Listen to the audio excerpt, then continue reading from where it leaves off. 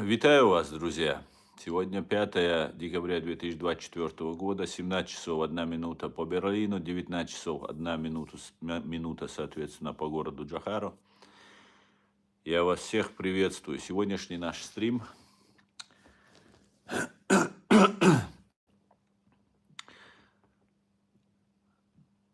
Сейчас, одну минутку. Сегодняшний наш стрим, как обычно, вещается на канале в YouTube Реалити и на канале в TikTok Аслан Арцуев. Сегодняшний свой стрим я назвал «Шок. Мобилизация на смерть. Россия продолжает геноцид чеченцев, чеченского народа». Давайте об этом и многом другом поговорим, друзья. Ну, начиная свой стрим, как обычно, хочу сообщить о потерях русских оккупантов на территории Украины. За прошедшие сутки уничтожено 1500 и ранено 1580 террористов. Невероятные цифры по сравнению с теми, которые были совсем недавно, и эти цифры, мы видим, они увеличиваются. Как-то так, друзья. Пишите ваши комментарии. Все, кто не находится в России, либо во временно оккупированной Чеченской Республике Ичкерия, пишите ваши комментарии, ставьте лайки, распространяйте ссылку. Тот, кто находится, соответственно, не пишите и так далее. Так, перехожу к вашим комментариям. Тоже был в Украине, воевал за Украину. И начал его на высокую должность в своем круге. Почему Джамбетову нельзя верить, как Закаеву, Тумсо, Халитову и так далее? Асан, не подпускай к себе тщательно непроверенных. Спасибо тебе. Дерес хойлон сагат дарн бал качерна. Он гушевар активизации. Калиля штега. Соқит шуун. Он сагат дарн дерес хойл.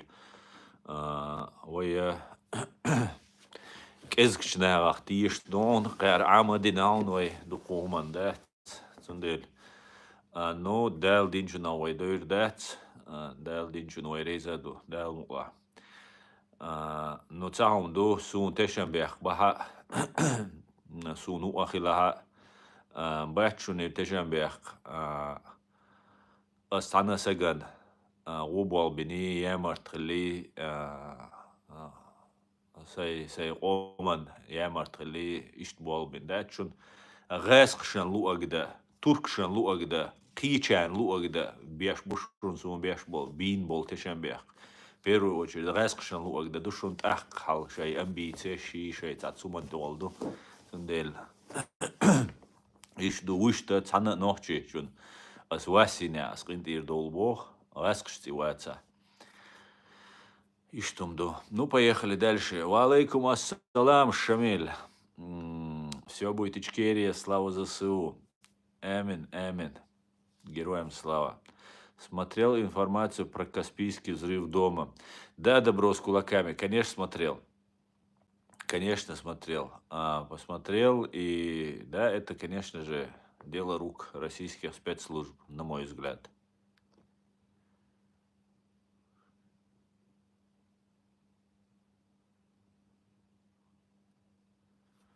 Так. Асан, ты должен жить, чтобы мстить. Ну я не хочу мстить. Месть это не то. Я хочу справедливости. Я только лишь хочу справедливости. Многострадальному, замученному, оболганному, бедному чеченскому народу по отношению к нему. Все. Я только это требую. Месть, ну ты это имеешь в виду. Ясно, это песня, ясно. Я понимаю, о чем ты говоришь, я просто правильно хочу расставить свою позицию в этом. А жить, ну, жизнь, она такая, да. Жизнь, она заканчивается. Ва алейкум ассалам, дику машвоэль. Хому, Руся, Руся. Так, ну я жду вашего вопроса, друзья. Я в предвкушении ваших вопросов. Давайте поговорим. Пока вы собираетесь мыслями, я бы хотел обсудить ситуацию, которая разворачивается во временно оккупированной Чеченской республике Ичкерия. Дело в том, что у нас тотальная мобилизация. Сейчас нам начинают рассказывать, что и в Москве какие-то облавы там и так далее. На самом деле молодежь зачищается в Дагестане, в Ингушетии и во временно оккупированной Ичкерии. А, Дело в том, что, я так полагаю, нам готовят то, что русские совершили в 1944 году. Когда наших всех мужчин, способных держать в руках оружие, отправили на фронт, а нас, ингушами, ну и другие народы, ну одновременно нас вместе, 22-23 февраля 1944 года нас депортировали, ну, совершили геноцид под видом депортации, под маской депортации. Это было вероломство. Сами Сталин и Гитлер развязали сами эту войну. И нас, чеченцев, отправили, как и всех, на войну. Тот, кто не шел на войну, тех расстреливали. И затем наших женщин, стариков, детей и редко оставшиеся мужчины, их всех депортировали. Вот такая вот произошла ситуация. И сейчас они готовят эту депортацию. И в 1992 году они готовили эту депортацию. Им нужно освободить нас, нашей земли. Вот такой план у русских. Он сталинский план. Они его довольны этим планом. Нас оттуда выселили. Мы там погибли, 70% чеченцев погибло. Когда мы оказали сопротивление в 1991-1994 году, зная, что нас хотят депортировать, мы потеряли 30%. Остались на своей земле, хоть и там есть коллаборанты и все такое, но все равно чеченцы находятся на своей земле. И они пока не, хоть и треть выехала, но две трети находятся во временно оккупированной Чеченской республике Ичкерия. Ну, хотят нас оттуда убрать. Вот такая лютая ненависть у русских к нам, чеченцам. Они обижаются, когда мы что-то про них говорим, но то, что они истребляют нас под корень, нашу культуру, нашу веру, нашу цивилизацию на протяжении 4 веков, 3,5 веков, они уничтожают нас. Пытаются полностью под корень уничтожить. И сейчас мобилизация на фронт, на смерть молодых людей, чтобы оставшихся женщин, детей, стариков, в том числе при помощи своих коллаборантов из разных Росгвардий, ФСБ, а Росгвардию иногда путают с кадыровцами, это вооруженные силы ФСБ, Росгвардия, это нужно четко понимать.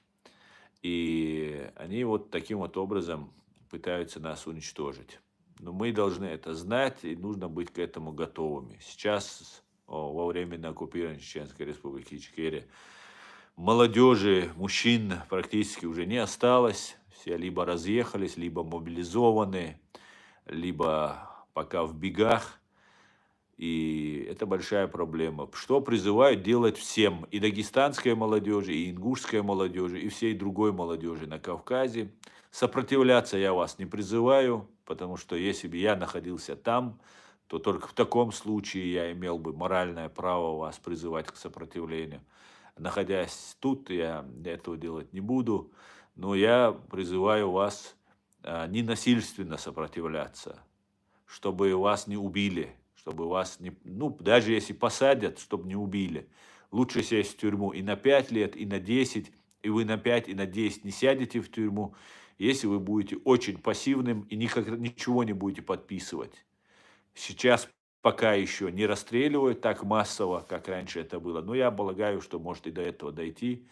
Нужно быть готовым ко всему. Как-то так. Давайте почитаем ваши комментарии.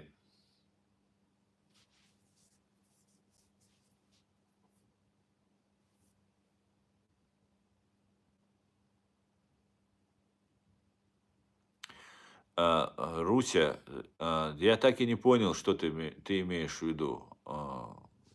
Не ну, что я должен сказать тут? Ты не испытывал, что я должен сказать, не понял. Валейк салам, Джокерс. Валейк салам, Ламана, Шайк Машва. Только одна тактика – не жалеть солдат. Всегда было и будет у совков. Совершенно верно, Джокер. Русские воюют так, чтобы свести с ума своего противника огромным количеством своих потерь. Просто их убивать люди устают, и их психика не выдерживает, и люди сходят с ума. Вот этим они побежали. Вот задумайтесь, тактика ведения войны – это забросать трупами, чтобы противник сошел с ума. Представьте себе, так они воевали всегда. Так, валейк салам, все, кто зашли, всех приветствую, валейк салам. Так, русским нужен Кавказ без кавказов, а Чечения без чеченцев. Да, да. Кавказ, в принципе, все, весь спокоен. Они уже многие морально подрусские. Поэтому речь идет в большей части об Ичкерии. Ну и отдельные представители разных народов. К большому сожалению, все другие народы пока спят или же, знаете, смирились своей участью.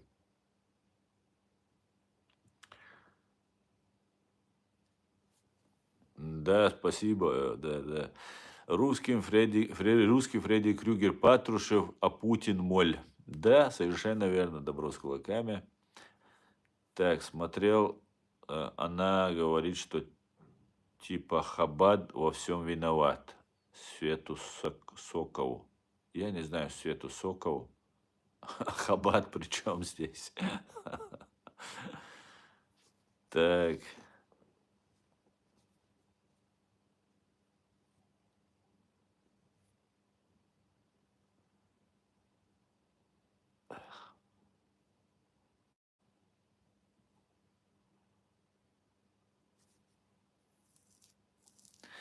Шамиль, я не вижу в этом опасности, в этом опасности. Я думаю, звездный час Ахмеда Закаева был вот сейчас угасает, и был вот последний момент, был вот в Украине полгода назад, год назад. Все это все угасает, и выбор чеченского народа будет учитываться, понимаете? Выбор чеченского народа. Все прекрасно понимают. И все, и про Закаева знают, и про Идигова знают, и про меня знают. Все про всех знают. Все, кому надо.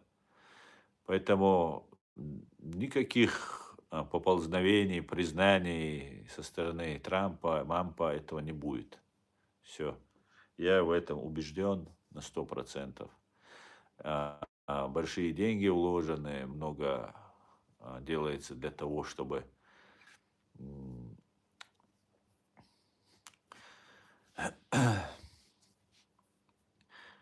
обмануть нас, чтобы нас запутать. Но мы понимаем, многие чеченцы молчат.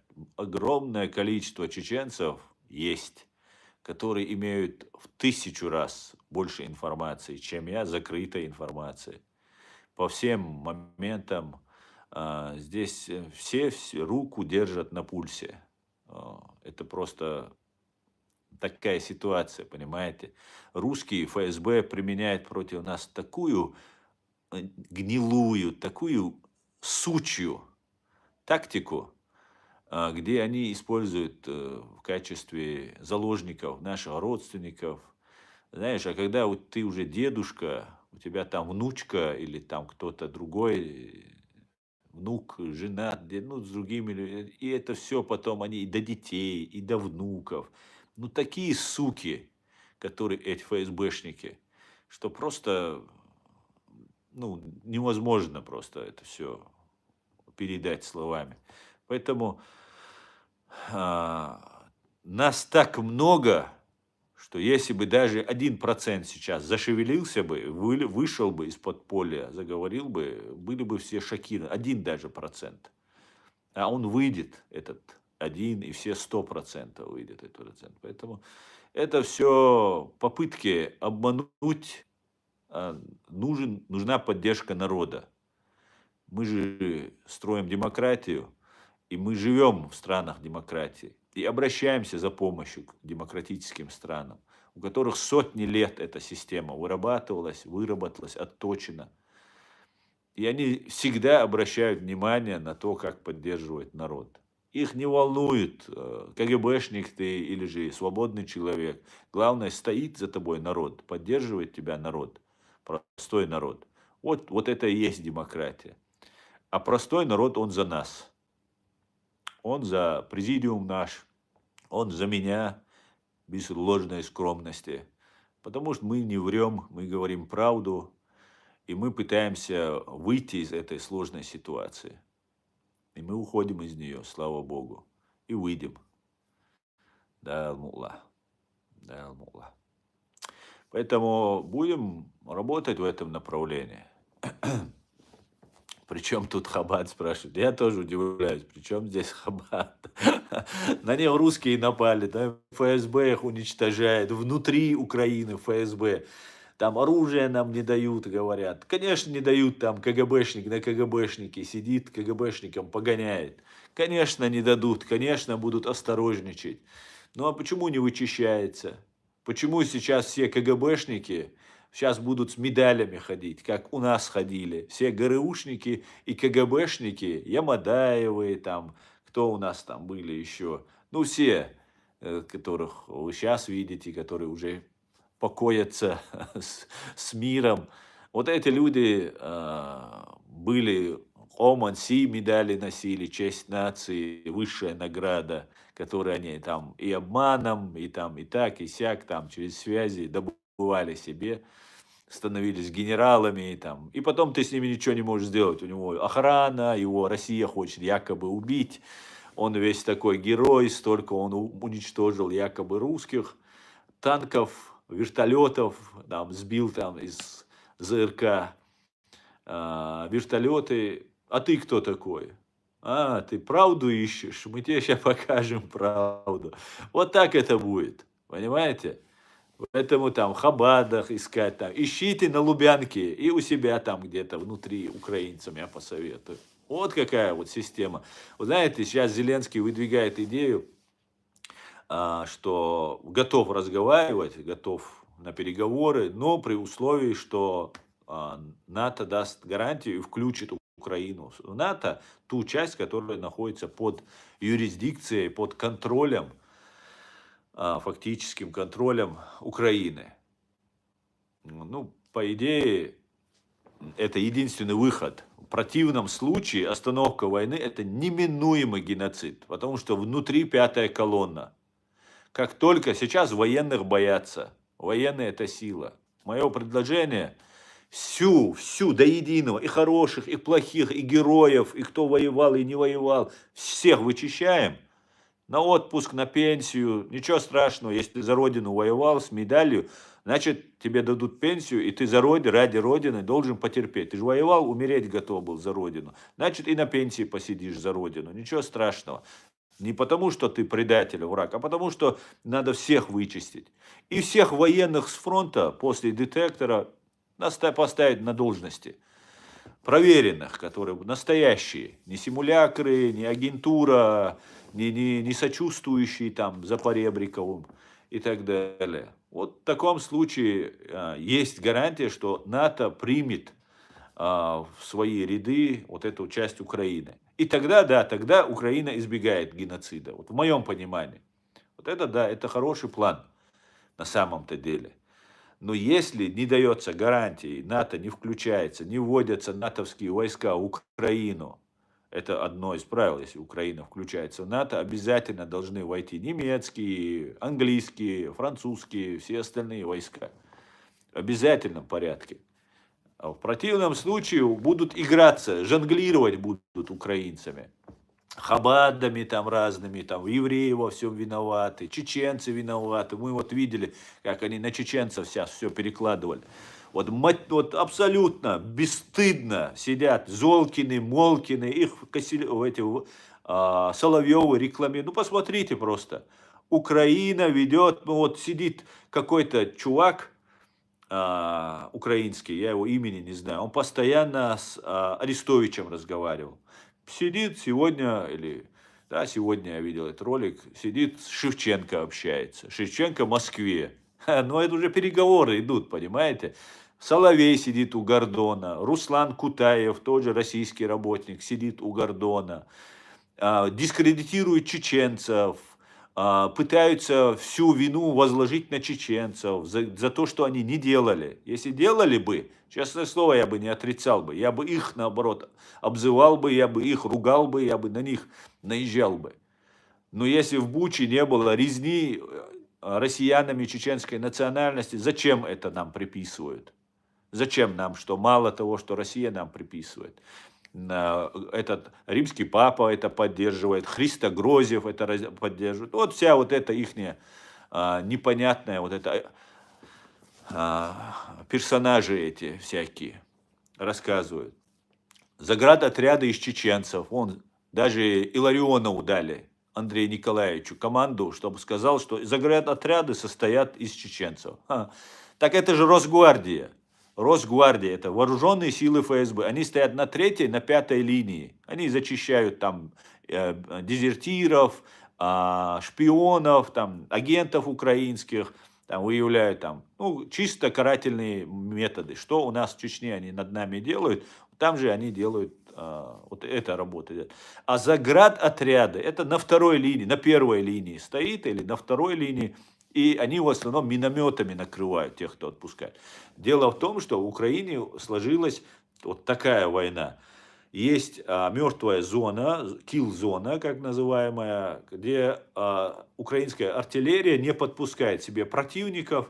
И вот на этой территории, сколько-то там километров, они все зачищают дронами, артиллерией, там, этими разными хаймарсами и так далее.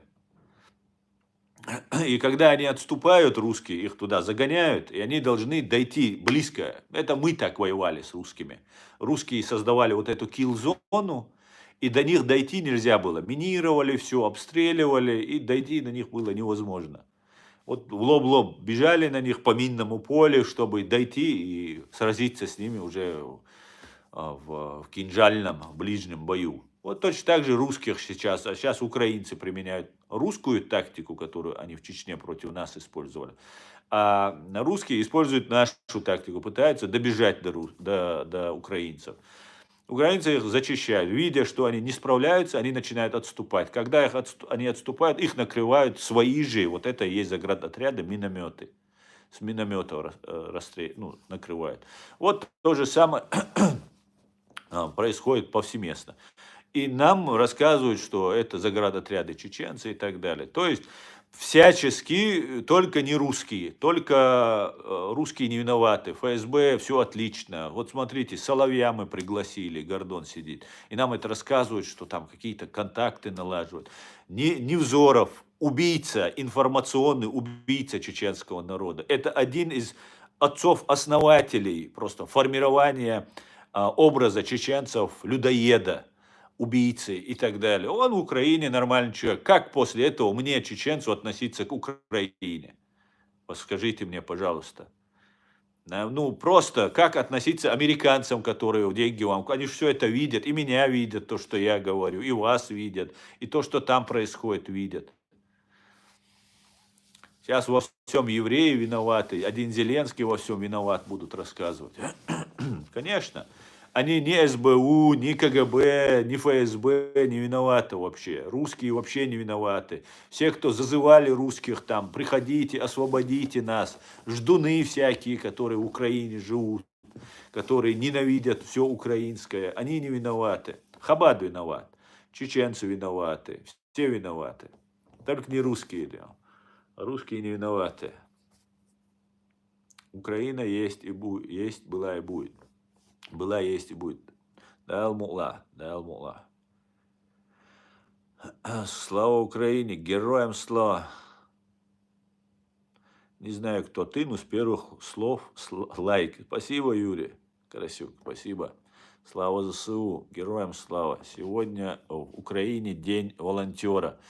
Да, я искренне поздравляю. На самом деле волонтеры, настоящие волонтеры, которые ничего не воруют, в карман не кладут, истинные патриоты, на самом деле от вас, от волонтеров, от тех волонтеров, кто искренне трудится бескорыстно ради своего народа и своей армии, честное слово, вам золотой памятник нужен будет поставить после войны. Клянусь вам, честное слово. Вы делаете то же, что делают ваши воины.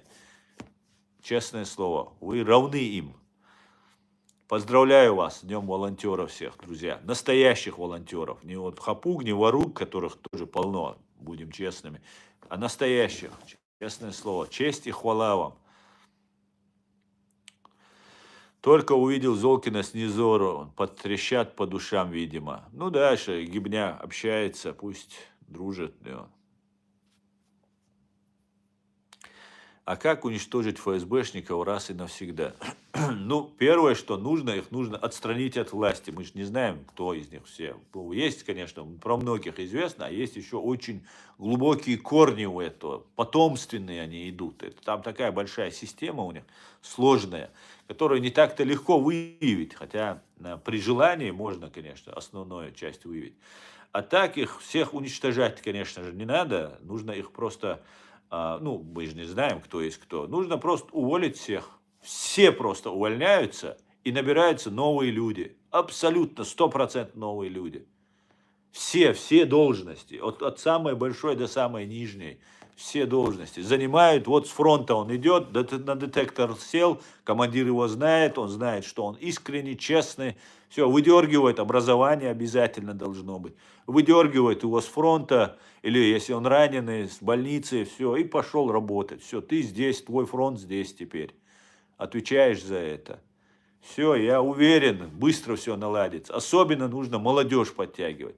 Конечно, и взрослые, опытные тоже обязательно нужны, но в основном пусть молодежь. Пусть ошибки делают, пусть что угодно, но коррупции не будет, потому что он своих побратимых похоронил на фронте, он не сможет взять деньги, я надеюсь. Ну, надо проверять на детекторе, конечно. Измены не будет, это железобетонно, ну и так далее, и так далее. Вот как нужно действовать. И нам так нужно было действовать. Эмин, КМС, Эмин. Асан, как тебе замес Кита Келлога и путинского олигарха Малафеева, который Келлог указал закрыться в коробке? Царай засадила, да? Малафеев это первый, кто сядет на скамью подсудимых. Это такой матерый просто фашист, которому грозит Деон. Бум! И тюрьма. Валейк салам, КМС, Аслан, эфир, Берка, Техуль, рад тебя видеть, Дейрейс, ход, амин, Дейрейс, ход, Берка, Так, ТикТок, сейчас я к тебе вернусь, я смотрю, вы там уже настрочили комментариев. Слава Украине, героям слава, слава алейк салам, Аллах, друзья, всех приветствую, всех, кто вошел, я тут, может, что-то пропущу, алейк салам, Бамут.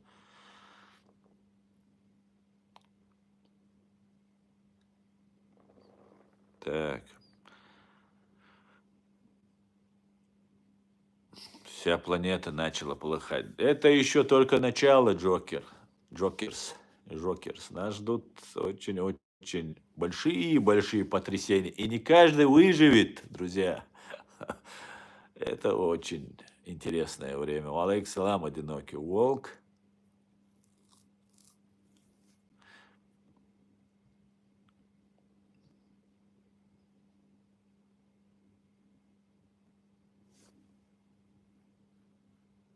Алейк салам, 2021. Так. Аса, я еще не понимаю тех украинцев, которые убежали от войны. Разве так можно оставить свою родину в нужный момент? Хоть даже ты не согласен с властями своими, потом как вернутся все они. Да, Алаш, к большому сожалению, здесь очень много в Европе, в частности в Германии, украинцев, мужчин, Очень себя некоторые некрасиво ведут, пьяные. Не хочу всего рассказывать, честное слово. Ну, у кого-то, может, есть причина уехать, но не знаю. Я знаю, что украинцы, здесь один парень был украинец, он собрался, поехал воевать. Первое, как вот было вторжение, сейчас ранен. Не знаю, сейчас он тут или нет. Вот здесь лечился, приехал, подлечился. Не сильно был ранен, но немного так. Не слабо, но так нормально был ранен. И вернулся, по-моему, вернулся. И, может быть, сейчас опять в Германию вернулся, не знаю. Такие случаи тоже есть. Так-то единственное, украинцы почему-то не очень активны здесь. Не, не очень активны. Что там случилось? Так. Салам алейкум из Казахстана. Свобода Ичкерия. Алейк салам, Ильяс. Амин.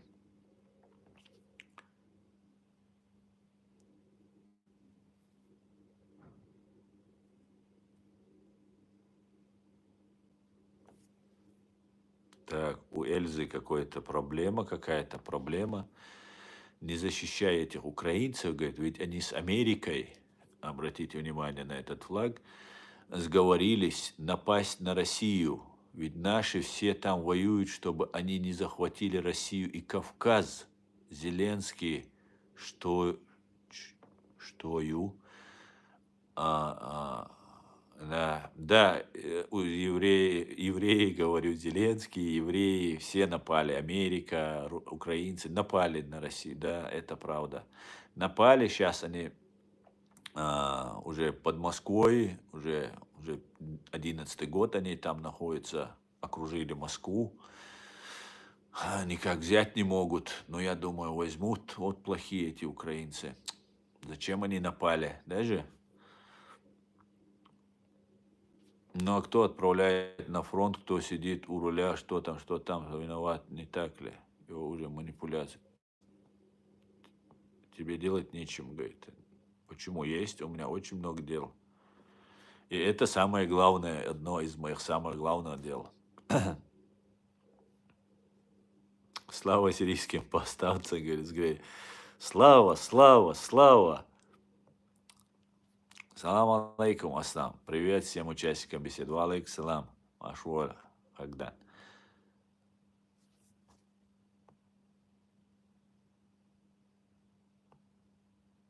Открою тебе огромный секрет. Те в основном, кто к вам приехали с юго-востока, кто там живет, тебе нужно объяснить.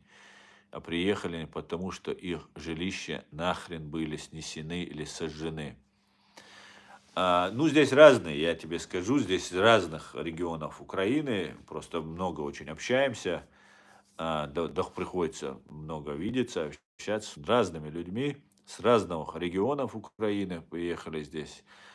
И знаешь, есть прорусские, неудобно, как-то аккуратненько пытаются говорить, и как-то, когда не знают, кто мы, особенно если полагают, что мы пророссийские чеченцы, тогда открытие, такое, излитие души бывает, что потом приходится быстро останавливать, стоп, там, Вася, ты ошибся.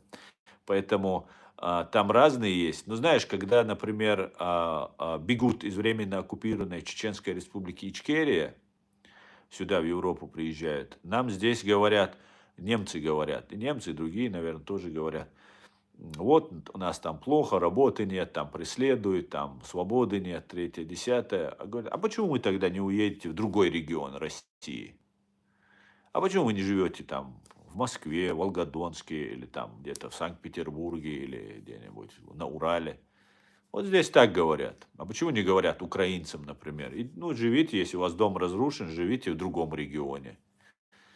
Не говорят, принимают. Но, знаете, я за, чтобы принимали всех беженцев, помогать. Это обязательно в это трудное время. Но когда они прорусские, и ты видишь, что у них нет ни малейшего сострадания, сожаления, что происходит с их родиной, ну, бухают, ну, наплевать, видно человеку плевать просто и по разговору, и по поведению, но это неприятно видеть.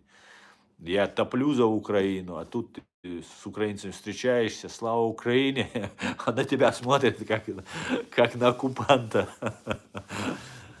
Вот как-то так.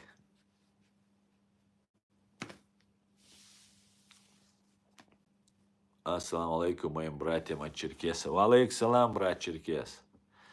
А кто бомбил Донбасс? Это шутка, Асан. Да, а Джонс энд Джонс, я знаю, такие, от тебя только может, в таком контексте может быть только шутка. Я тебя уже запомнил, Джон энд Джонсон.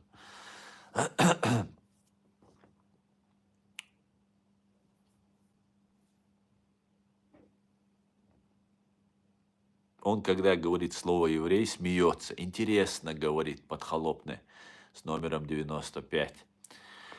А что смешного? Евреи твои друзья, спрашивает? Он сам чеченский еврей, говорит Семен, да. Это видно, говорит. Ну, такие сидят. Маршал, души, мэшна, дейлер села маршал, уль чечен демократ, машуоль.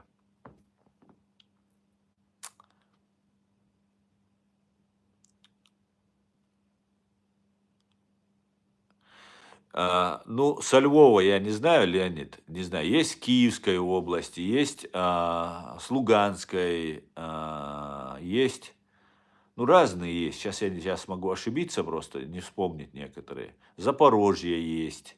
Ну, вот такие вот. А сейчас скажу, с Харькова есть. Вот певица у нас тут одна есть, украинская. Мы с ней общались, ходили на ее концерт. Там несколько их. Но она русская сама, ну, там и украинки есть, а так она полностью проукраинская, такая тоже не понимает все, что происходит, все тяжело, это все, конечно, мы все это понимаем. Я немец, родом с Кубани, на 20 лет уже, ну, 20 лет уже в Германии, и все время доначу на ЗСУ и отдал свой квадроцикл 700-кубовый для эвакуации. 200 и 300 трехсотых. ЗСУ с передка. Германикус, низкий тебе поклон, честь и хвала тебе за то, что ты делаешь. На самом деле, ты это делаешь не только ради Украины, ты это делаешь ради Германии. Потому что у них план, стопроцентный план, такой же стопроцентный, как напасть на Украину был, такой же стопроцентный план напасть на Германию. Только это должны сделать так, чтобы не вторжение было сперва, а потом уже и вторжение. Потом позовут своих братьев русских. А для того, чтобы сперва взрывать здесь, убивать людей, теракты проводить, дестабилизировать. Сейчас просто немецкие спецслужбы, я полагаю, очень сильно их всех зажали. Потому что, ну, вот я вот ощущаю, вижу, как они пытаются, и ничего не происходит. Ту-ту-ту, чтобы не сглазить, как говорится. Поэтому эта угроза не выдумана ни украинцами, что сейчас украинцы после Украины будут. Это мы об этом кричали, что будет Украина, Крым будет, и Германия будет, и Польша будет, и страны Балтии будут, даже если это НАТО. Да, они боятся НАТО. Но теракты делать, дестабилизировать и внутри поднимать третью колонну или людей, которые готовы. В Германии есть люди, которые против Америки. Открыто там пытаются не говорить, потому что ну, слишком большая поддержка и помощь от Америки на самом-то деле. И много людей, которые имеют западный вектор развития, мышления, психологию. Но есть эти люди, которые хотят под видом прогнать немцев, американцев, пригласить русских, потому что русские нормальные, газ, нефть, с ними надо, это наши младшие братья. Ну, вот эта вся советская вот эта фигня. Поэтому это очень важно, чтобы Украина выстояла. Это важно нам, лично нам всем это важно. Мы все должны помогать, все до единого. Большое тебе спасибо за то, что ты сделал.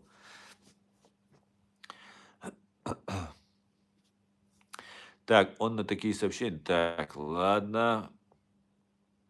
Асан, хох цакитер со амхинца хан курстяха киан со хо милох агур хай мохан пейт хилит герч Ахюкшу дала си дойла правильный курс. Ой, котер тер волша вольник хазам дюйца. Ватевиан сюк хотер дерк. Сохцак ечхаун лил котер тергельч. Со точно жукти оти шайн гельч дат. Дал си дуэль. Иду кой дештег.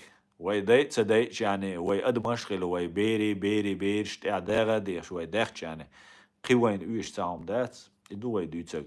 Пытаемся донести до людей. Может, я это делаю не очень психологически правильно, что хест биш мабуй нохчи خلولين قام دوي وي حل خل وانت وي داي بوي из душун وي قاعد وي داي بوي тоже нервный болш заقолбел садну по-разному постгеноцидное движение да сюда ишт хал душун вай قخيت диш роушен قخيت диш вай мерсхел диш до может суница он дальше су ушусан амина васо кетчин олари амин олари хардиц курс шаган да месяцами камер хала вахиан күзган хала вахиан амир as хазак эда мерздиц мегер но сагав дуиз ну ничего гайон хакиятта дукиятта вольник аслиле чуна асбох чуна тауэлил да диш чуна вайкач диш чуна дал мула дикна кридо дал си дуэль дал ти хайбертки юэль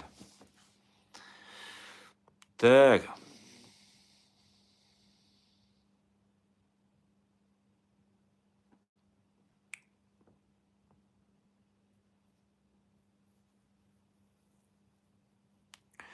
Верю в Трампа, что поставят этого карлика на место на этот раз прямо и жестко, надеюсь на это. Будем надеяться. Друзья, допомагайте Украине. Совершенно верно, Германикус.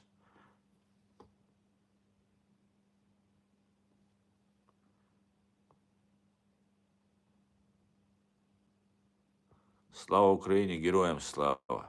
Амин, амин, героям слава. Ну, в Украине любили селиться русские колонисты. Как они там оказались, нужно объяснять. Не нужно, я это знаю. И каких они взглядов нужно тоже. И это после Советского Союза же все сложно. Да, Леонид, я все прекрасно понимаю. Разные есть, конечно.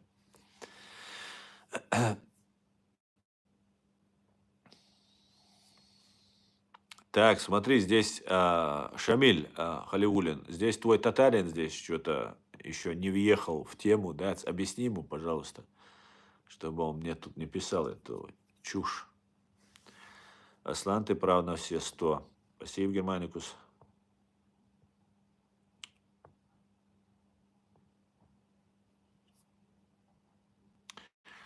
Вот ты перечислил регионы, и теперь вспомни, какие из них фронтовые. Вот и ответ. И чтобы ты понимал, украинцам хамство не свойственно. Это на самом деле так и русскоязычным. Во всех смыслах свойственно.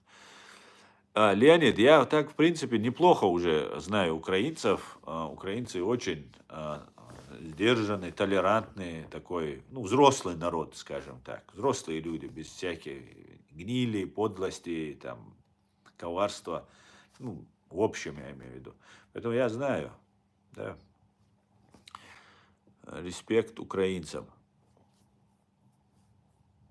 Так. Если все должны помогать, ты что сутками в трансляции делаешь? Скажи, да мне, говорит, Ильман. Так я ж помогаю. Знаешь, какой-то американский генерал после того, где-то в Вьетнаме, по-моему, или в Камбодже, где-то они там одолели своих противников, и офицер подошел к этому генералу, я сейчас имя этого генерала не помню, и сказал, мы победили. Вот мы типа разбили всех, мы победили. Он сказал, нет, мы победим, когда об этом скажет Вашингтон-Пост газета. Он сказал. И на второй день вышла газета Вашингтон-Пост и сказали, победили. Он сказал, да, вот это мы победили. Поэтому, знаешь, информационная составляющая, она имеет большое значение. И все, что я делаю, направлено на то, чтобы помочь Украине. Даже несмотря на то, что некоторые в Украине, в силу того, что они так считают, что они помогают Украине, или же в силу того, что они работают на русню, такую, ну, чтобы я не простил бы другим, кроме украинцев, такую чушь несут. Я вот все равно продолжаю поддерживать Украину, потому что я сказал в начале самом, что я бескорыстно, не навредить украинцам, буду им помогать. И вот информационно, поверь мне, конечно же, то, что вот сейчас Германику сделает, это очень ценно. Даже, может быть, ценнее, чем я. Могу согласиться с тобой в этом, что просто говорить мало. Но иногда я могу принести не меньше пользы, чем вот этот Германикус отправил квадрокоптер или квадроцикл свой и так далее. Поэтому не волновайся, мы все единым фронтом, кто донатом, кто квадроциклом, кто информационно работаем для победы и на победу Украины против фашистской России. Так что все нормально. Я свой вклад делаю.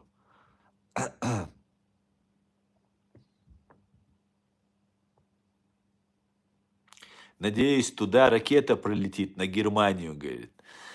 Ну, вы, конечно, мечтаете, Эльза, чтобы прилетели, потому что, ну, вы же фашисты, вам, наверное, убивать людей. Это ваша радость, вы от этого кайфуете. Это единственное, вот ваш бич, вот ты тоже бич такой же, и ваш любой бич лежит в собственной луже под забором и восхищается своим величием. Это все, что вам остается.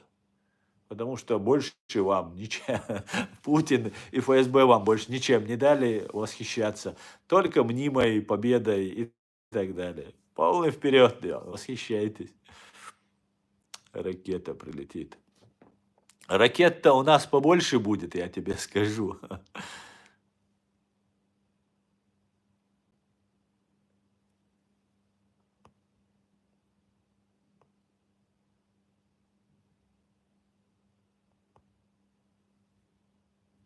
Сунгари Астан, законник Антуково. Баркал Ковальник, о, законник.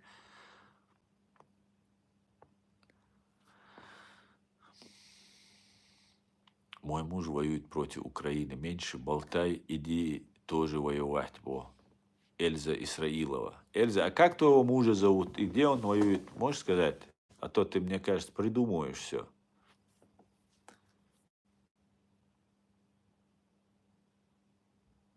Дейл Рейс Хуйлуаса. Дейл Рейс Масадна Хуйлуан.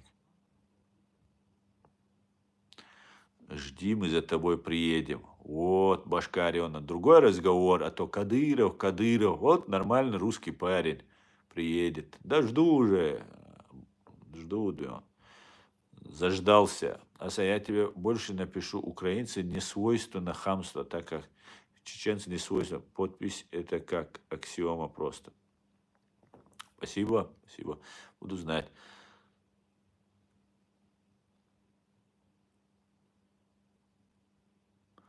С 22 года в Украине приехал с Европы, когда украинская власть поняла, кто в действительности является врагом для Украины. Шишан, очень молодец ты, что ты делаешь. Да, си дуэла, ночью уму чувство. Но, знаешь, 100% цана матишла. Цана цыгач, о, дух агентурши, дух курбон, лерлулаш, дейлдаш, кегинаш, да, чуть, о, ирдошун цер. Лерлулаш дейлдаш.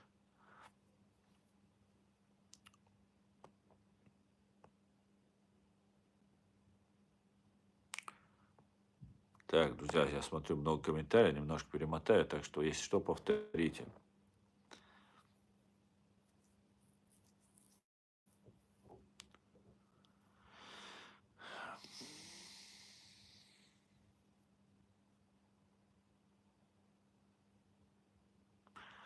Асан, ваша юридическая помощь предоставляется лишь ичкерийцам или украинцам можно обратиться? Светлана, мы оказываем юридическую помощь всем, вне зависимости от национальности. Всем. Но есть некоторые моменты, вы ко мне обращались, да, Светлана, где я не в силах помочь. Я всего лишь правозащитник, понимаете? И есть вещи обязательные, они, тогда нужен адвокат. Обязательно нужен адвокат. Поэтому, если вы ко мне еще не обращались, вы, конечно, мне напишите в рабочее время до 18:00. Я всегда отвечу, если не сразу, то попозже. И вне зависимости от национальности всем, и украинцам помогаю, и даже русская ко мне обращалась. Как бы мы не делим людей по национальности. Мы делим только фашист он или не фашист. И все. Ой, политик лилу есть дынянна, ой, лук дюч. Совершенно верно, Ичкери. Так, сейчас.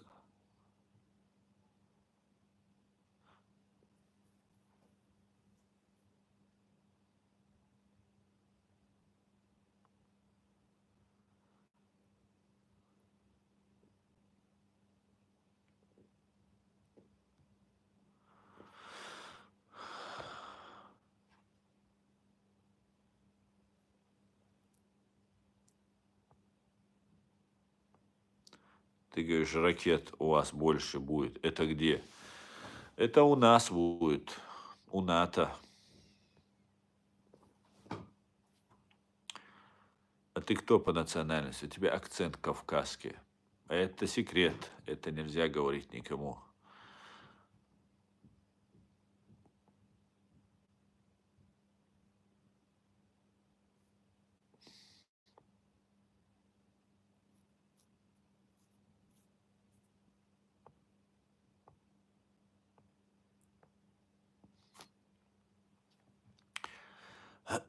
Знаешь ты...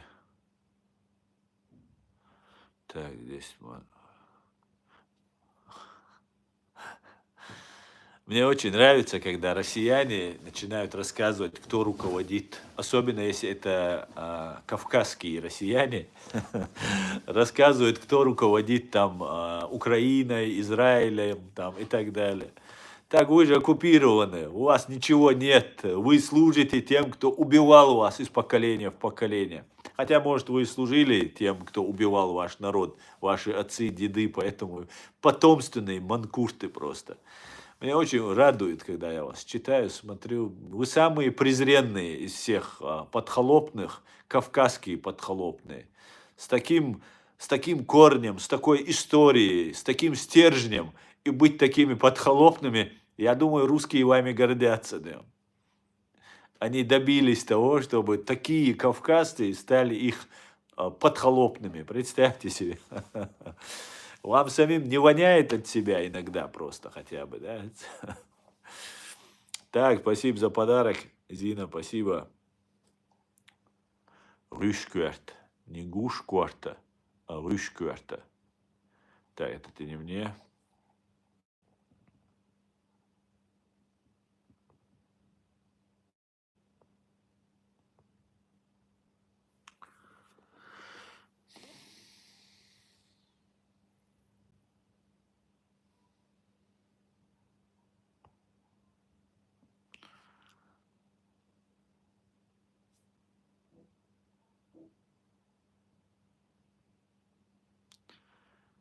Так, ваше мнение по поводу того, когда весь остальной Кавказ начнет пылать свободой.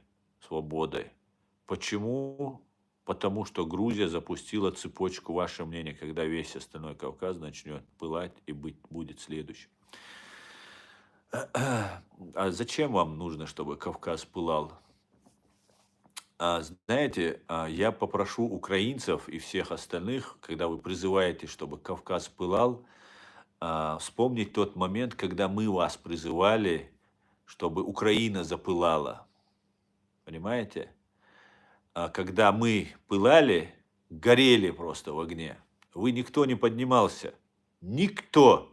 Вы знаете, откуда появилось выражение «отпускники»? Когда вот они в Крыму, помните, в Луганск, Донецк приезжали в России, брали отпуски и приезжали воевать против вас. Так вот, так украинцы ездили воевать на нашу территорию, на нашу страну, подписывали с Россией контракты и воевали у нас. Оттуда появилось это выражение, этот метод отпускников. Мы, чеченцы, на нашей земле, я, чеченец, не хочу, чтобы поднималась война. Мы находимся в оккупации, мы находимся в заложниках. Если вы этого не понимаете, то вы очень плохо относитесь к нам. Вам получается плевать на наше горе, на наши проблемы, и только ваши проблемы и ваше горе вас интересуют. Но это неправильно. Вы должны учитывать и наше положение. На Кавказе не поднимется никто. Я вам ответственно это заявляю. Возможно, будет имитация революции, к которой они готовятся. И вот мой канал, и я лично, и наш президиум, мы мешаем этому, потому что у них другие планы. На Кавказе, когда шел геноцид 20 лет войны, украинцы становились отпускниками и воевать приезжали. Так вот, дагестанцы, наши все соседи точно так же становились наемниками и приходили нас убивать. И никто не поднимался, за исключением отдельных смельчаков, отдельных патриотов, которые сражались, гибли. И весь народ, и дагестанский народ наблюдал за этим, как их, не просто нас уничтожают. То, что с нами делали, это был ад. И никто не поднялся. Поэтому оставьте эти мечты, что Кавказ поднимется, и мы там это делаем. Поднимется только Ичкерия. Сейчас я призываю Ичкерии не подниматься. Потому что войска, даже когда было очень тяжело в Украине, им, русским, они с территории Ичкерии войска не выводили. Вот этих всех росгвардейцев они отправляли часть, остальную держали. В Москве все время держатся еще группы для охраны Путина, если что, перебросить в Чечню. Это подняться, знаете, как в Бухенвальде, поднять восстание вы призываете, которое неминуемо будет уничтожено. Да, Украина нас признала, честь и хвала. Мы поддерживаем Украину, и Украина нас поддержала. Все отлично, все правильно. Но что сделала Украина после того, как Рада, Верховная Рада признала нас? Она не наш легитимный, единственный легитимный орган, представитель власти в лице правительства, президиума Чеченской Республики пригласила, а пригласила человека, которого мы все говорили, рассказывали и так далее, пригласила Ахмеда Закаева. И потеряли 2 года. Что вот он соберет чеченцев, что вот соберутся группы, что вот что-то будет. Потому что так было удобно каким-то силам в Украине, которые сотрудничают, по-другому это не объяснить, с Россией.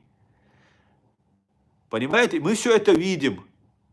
Вот в чем вопрос, о чем я вам эти годы, эти 2 года твержу, рассказываю, хочу вам донести до вас.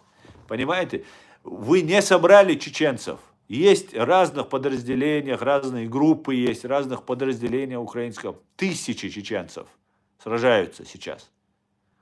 Но чтобы их собрать, никто не пойдет под Закаева. Никто, все знают, кто такой Закаев. И вы сейчас призываете поднять. А я что, знаете, предлагаю? Я предлагаю идти Украине на Москву. У вас вооружение, у вас сила, у вас армия. Идти на Москву. Вот что я предлагаю. Всем тем, кого вы предлагаете поднять в Чеченской Республике, а на Кавказе никто не поднимется.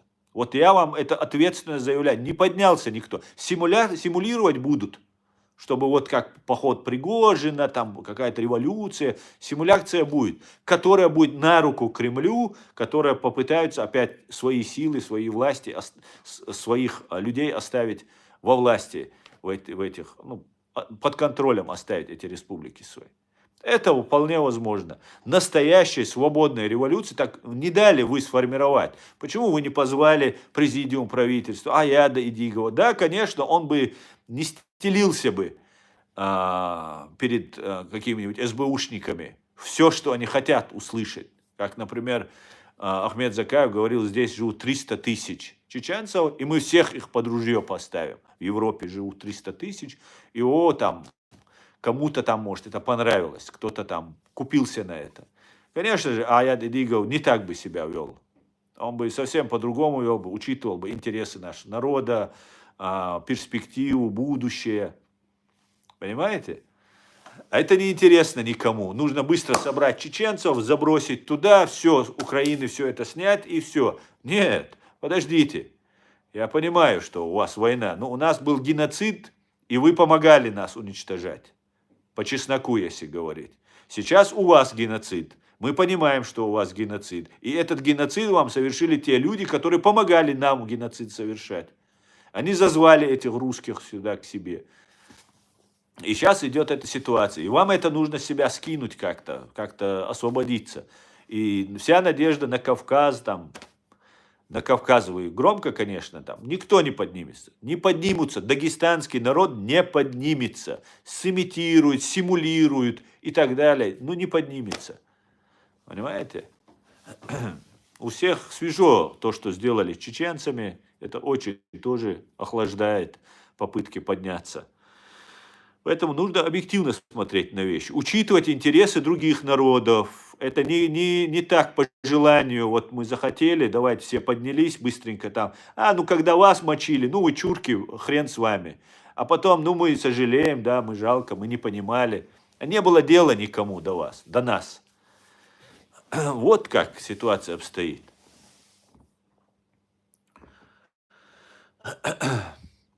Это все нужно учитывать, нужно смотреть на наши пожелания. Но мы же тоже не просто так здесь сидим, да, нам тоже что-то нужно. Мы же уничтожаемся каждый день.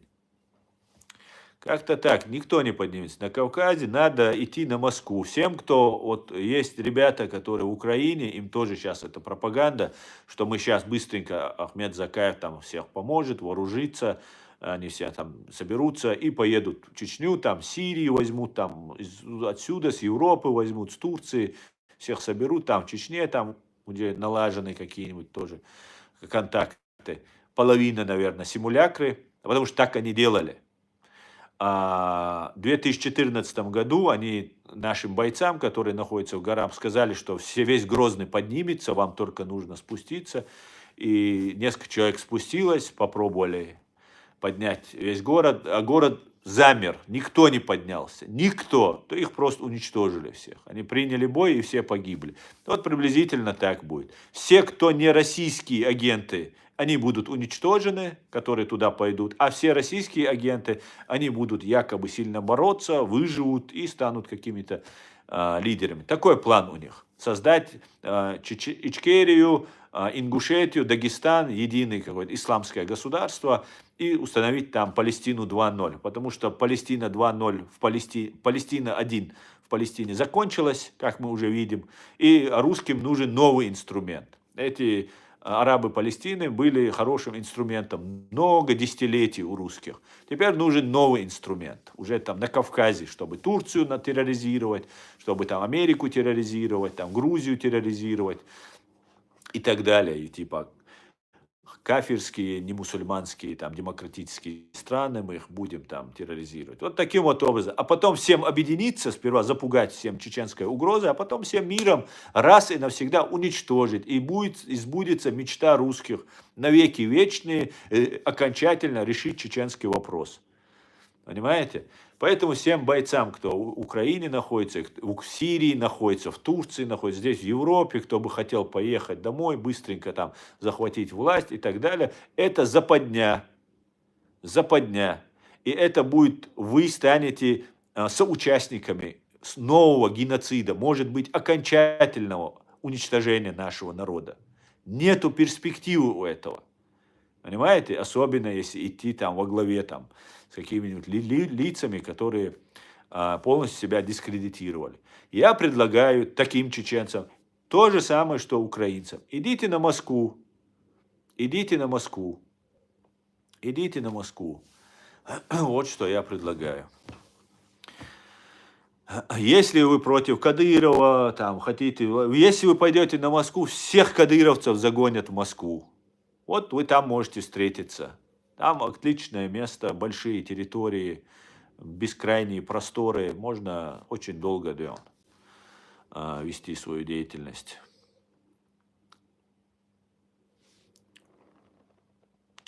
Вы текст читаешь, говорит, сказать нечего. Да, я все это зачитываю. Этот комментарий тоже написал я сам, и вот сам зачитываю. Как ты угадал? Россия СВО, ник у него. Это вообще такой отмороженный напрочь.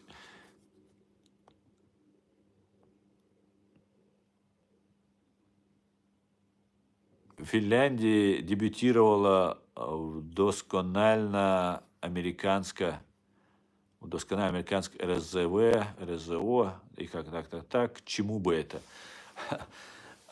Ну, смотрите, ситуация может развиваться следующим образом. Реально вот сейчас может остановиться война, если Украину примут в НАТО. Но для того, чтобы Украину приняли в НАТО, нужно всех зачистить вот из этой власти. Ну, не может всех КГБшников НАТО взять к себе. Ну, просто, всех их взять к себе, как это так? Их нужно всех уволить с работы. Кого посадить, посадить, а всех остальных уволить. Это займет время. Быстро это произойдет, скорее всего. Русские это тоже понимают. Им лучше, пускай война будет тянуться, но их агентура там будет оставаться. И плюс, представьте себе, Киев навсегда уходит в НАТО. Все, русские больше не смогут претендовать, лезть туда. Ну, будет опасно лезть, очень опасно, по крайней мере, пока сил не наберутся. И они тогда, Украина усиливается. И вот есть вся надежда, теракты, конечно, могут там, диверсии, но вся их агентура будет зачищена. Им это не нужно. У них потому что, я думаю, до самого почти верха, может, до самого верха там агентура находится. Как-то так. И я думаю, вот эти события с этими новыми РСЗО, это, Россию будут опасаться, скажем так. Очень долго еще будут ее опасаться. За тобой уже идут. А почему не едут? Быстрее бы добрались. Чего они идут-то? Ты не хороший человек. Уехал за границу и против чеченцев гонишь. Чеченцы мои братья, говорит Константос. Ну, я не знаю, кто твои братья, и я не против чеченцев. Я против подхолопных. А чеченцы тоже мои братья.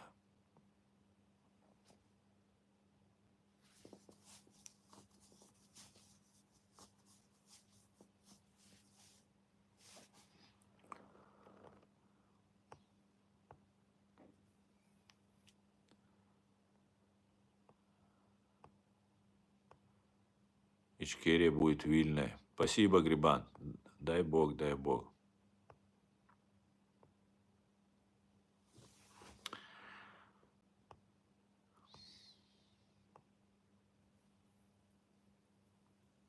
Чтобы не помню, чтобы вы просили, чтобы запылала Украина.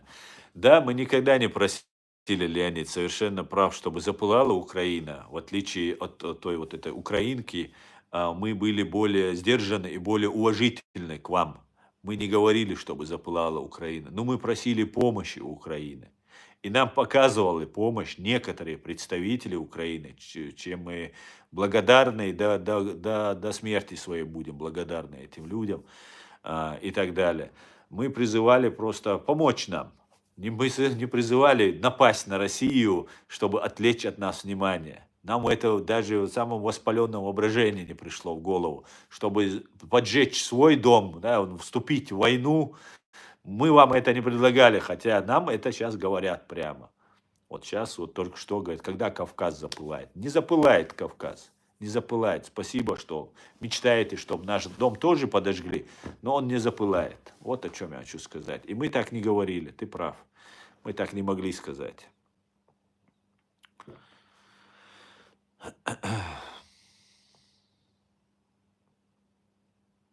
Украинцы воевали за чеченцев, не путай. Origin.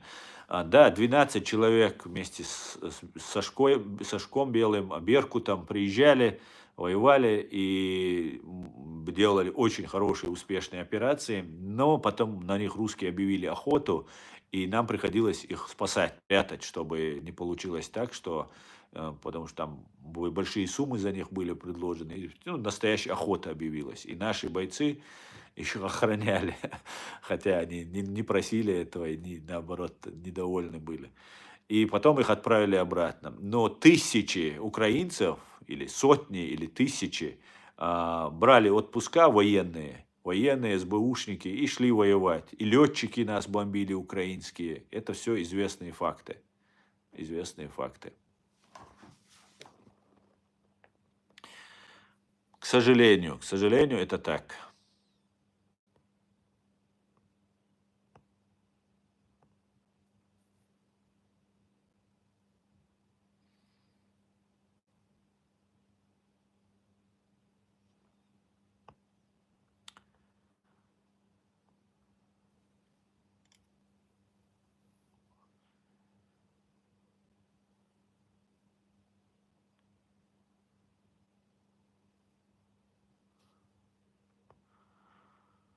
Чего ты несешь, Семен?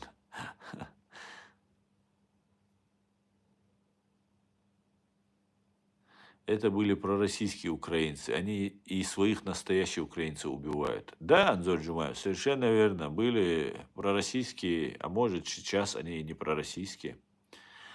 Сейчас, может, в рядах ЗСУ воюют против России. Не знаю.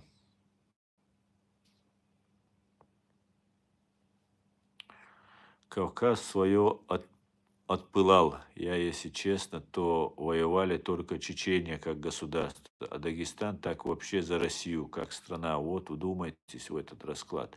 Конечно, Леонид, и это, конечно, может быть неприятно, что я некоторые вещи, которые говорю, и это правда, она колет иногда глаза, и она неприятна. И сейчас украинцы, которые сражаются, гибнут, им услышать, что украинцы были за русских и убивали чеченцев, ну, это как минимум неприятно будет услышать. Но факт есть факт. Факт есть факт. И мы никогда не говорили: поднимайся, Украина, давай пылай, напади на русских, ты не видишь, что на нас напали и так далее. Мы просили своих соседей, дагестанцев, ингушей, там, других народов подняться. Отдельные смельчаки были, но народы не поднимались. Не поднимались, к большому сожалению. Народы, знаете, как все на России, многие грели руку на войне. Вот наши соседи грели руку. Это тоже, им тоже, может, сейчас это неприятно будет слышать. Но я вам скажу, что очень много наших соседей на разворовывание, русские грабли вывозили, там же продавали, оптом скидывали им, они потом уже дальше торговали. Сами принимали участие. Уже, знаете, у дагестанцев было так заведено, что пока ты не отслужишь в Чечне, там хорошие зарплаты по контракту, там все такое, ну, фактически не женились. Понимаете? Чтобы жениться, чтобы дом построить, денежку собрать, молодому человеку нужно было пойти 2, 3, 5 лет поучаствовать в геноциде чеченского народа. Потом он возвращался и женился, и жил себе, не тужил. Вот так было. Как на шабашку ездили. Вы когда заходите, ну сейчас уже давно, там, ну и сейчас, наверное, ничего не изменилось, когда вы вот в аэропорт спускаетесь на самолете, вот пока ваш глаз видит, это воинская часть, вот до горизонта, вот это воинская часть, там Ханкала, Манкала, все такое. Так вот, это у них там целый город, там свои школы, свои больницы, свои там все такое. Так они иногда уходят к нам. И там половина кавказцы, да, кавказцы есть же. Кавказцы, братья наши, да, братья приехали спасать нас, да, от исламского террориста, да. Приехали, братья.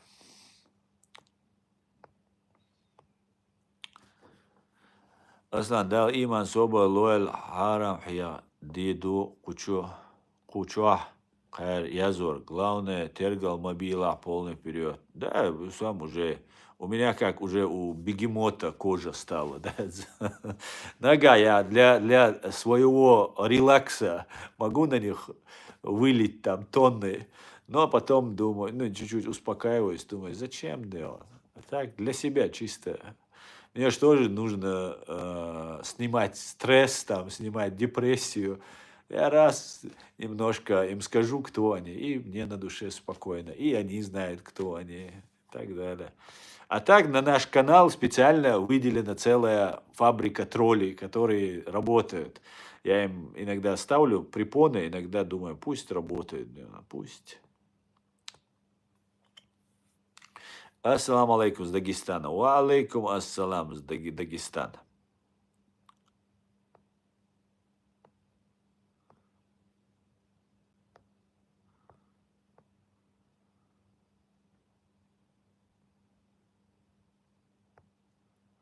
Он не совсем в курсе, кто там воевал. Origin Universe. Я больше в курсе, чем ты и группа твоих единомышленников, если она у тебя есть. Понимаешь? Я знаю, о чем я говорю.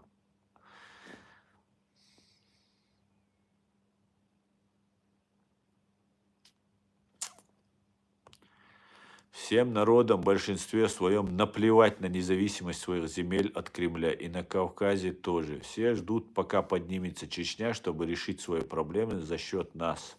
Да, совершенно верно. Совершенно верно. Мы свое государство построили в соответствии с международным правом.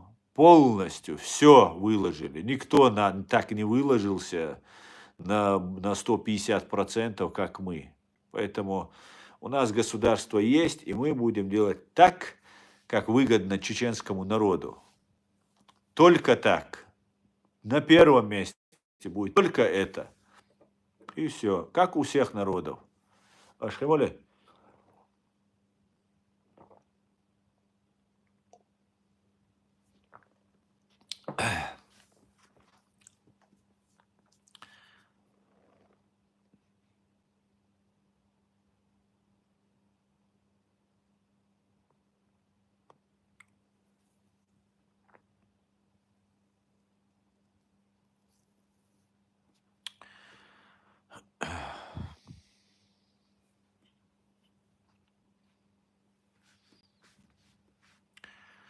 Совершенно верно, Олег. Абсолютно. Сашу Белого в Украине власть убила, и убийцы не наказан. Абсолютно. А, кто там у вас был? Министр внутренних дел Аваков. Я думаю, у нас, у чеченцев, это наш герой, это честь нации, чеченский герой Александр Музычка. И мы не оставим этого так. Даже если Украина станет полной КГБшной, а мы станем независимыми, мы привлечем к ответственности тех, если Украина этого не сделает, тех, кто убил нашего героя. Мы этого так не оставим. Никогда, никому, ни Авакову, ни там, кто у вас там может быть, никому не простим. Сашко Белый будет, в отношении него будет восстановлена справедливость. 100%. А Саша Белый воевал за Ички. Да, Александр воевал за нашу страну.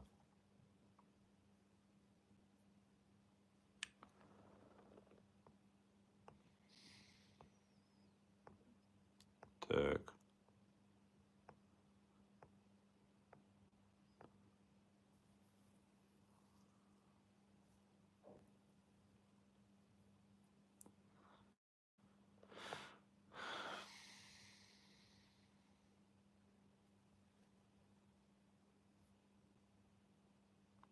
Да, я солидарен. 20 тысяч бойцов хватило бы для Москвы, Аслан. Да, Анзор, совершенно верно. На самом деле вы видели, как украинцы зашли в Курск. Как ночь, по-моему, там сопротивления не было. Зашли, огромную территорию захватили, вообще без проблем. Окопались, четко встали, создали свою килл-зону, как обычно, как артиллерия и то, что там. И вообще полный рост русню мочат. Представьте себе, а если бы они пошли бы чуть-чуть дальше, еще один бросок, а если бы они пошли не просто своим накатом так, а если бы одновременно полетело бы 5000 томагавков и 5000 там каких-нибудь там других мощных ракет. Понимаете? Они, русские, сами говорят, мы ждем удара 5000 одновременно. Сейчас в Украине накачиваются вот эти атакамсы. Я полагаю, было бы лучше, если бы это были бы томагавки, которые чуть дальше летят.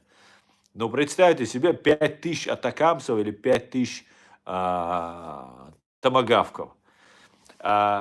Еще они ранее говорили, что НАТО может одновременно сделать залп 16 тысяч ракет, представьте себе, залп, одновременно с подводных лодок, со своих авианосцев, там, ну, отовсюду. Сейчас и на спутниках же у них сейчас ракеты есть. 100% я убежден, что у них вот то, что Илон Маск запускает, 100% над Россией висят уже ракеты.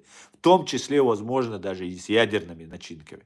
И представьте, одновременно идет этот удар, и наши едут спокойно, доезжают до Москвы. Там в Москве заранее подготавливаются свои, допустим, у меня нет никакого инсайда, поэтому если там реально уже подготавливаются, то я вас не сдал, парни.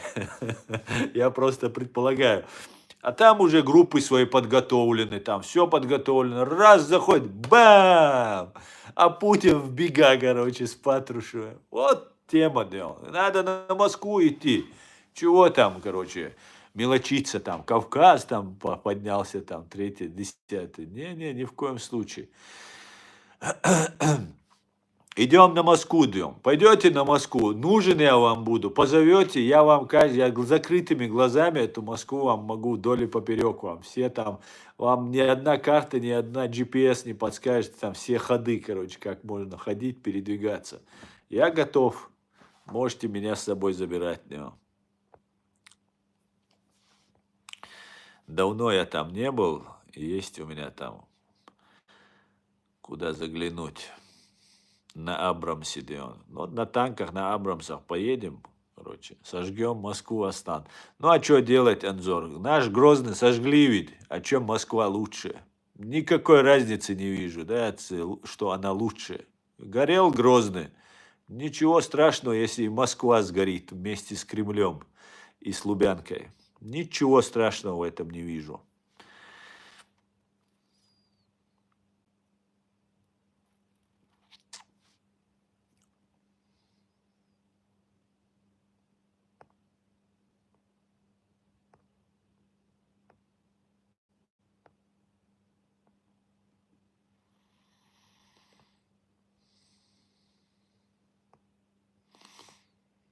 Американский флажок всегда с тобой, говорит, чтобы твои хозяева тебя различали в толпе. Ты знаешь, YouTube, когда кавказцы носили там спортивную форму, там Россия, кепку там Россия, в Москве, когда я их видел, мне так противно было на них смотреть, я тебе скажу. Я думал, как эти люди могут одевать вот эту тряпку на себя, ходить там. Ну, им не стыдно просто. Все считают вас чурками, а ты еще подлизываешься, чтобы тебя чуркой сильно не называли, одеваешь. Мне так было противно на это все смотреть. А американские, знаешь, я с такой гордостью одеваю. У меня есть две кепки, как вы знаете. Ичкерийский и американский флаг. Так вот, я постоянно думаю, какую из них одеть у меня возникает. Та слишком глубокая, мне глубокая не нравится она слишком. Хоть, ну там ичкерийский флаг. А это американские, тоже очень нравится, и такая джинсовая. И я ее беру, короче, она такая стильная смотрится. Мне, конечно, нужно сделать такую стильную с ичкерийским флагом. Сделаю обязательно. Поэтому представь себе, как я пренебрежительно, я вспоминаю свои ощущения, как я относился к тем мне казалось, что это такое, да. А вот американский флаг я ношу с гордостью. У меня футболка есть американская, я дома хожу. У меня, знаешь, все, кого я знаю, уже заразились этим, все там Америка, американский флаг, это уже у нас становится трендом. Я надеюсь, у всех чеченцев это станет трендом, потому что Америка это круто, друзья. И видите, им это не нравится как сильно. Значит, надо делать.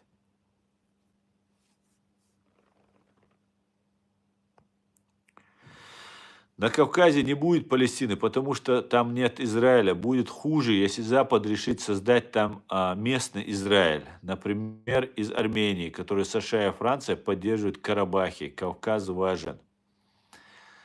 Ну, не знаю, местный Израиль, не знаю я, что-то очень сложная схема, не думаю.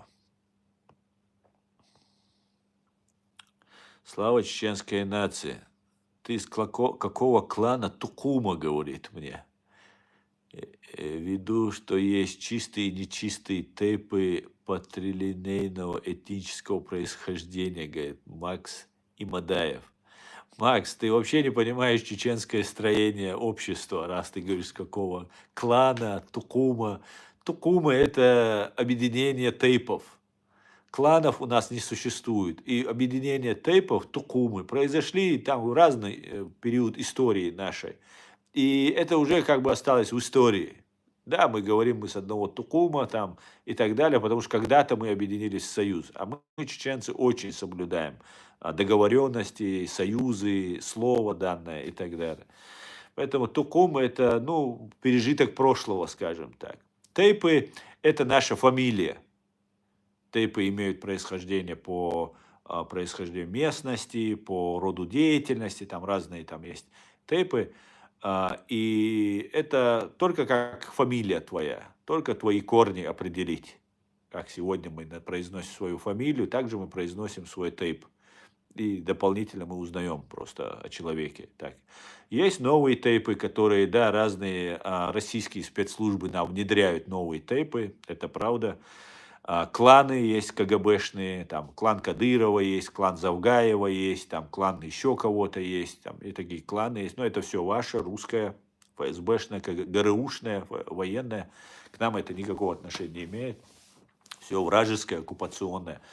Поэтому это ваши бандитские вот эти направления, кланы и так далее. А мы обычный чеченский народ с тысячелетней историей, которые вы пытаетесь истребить. Истребить нашу историю, нашу культуру, наши традиции, нашу религию, нашу цивилизацию, наш уклад.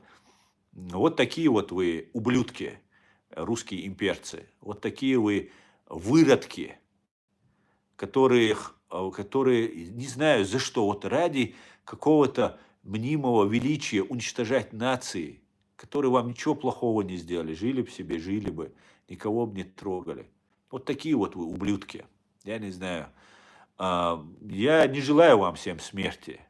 Я, честное слово, я бы хотел бы, чтобы вы пережили то, что мы пережили, но вы так и переживали это в своей истории. Друг друга вы так убивали, как ни один народ друг друга не убивал так, как вы это делали.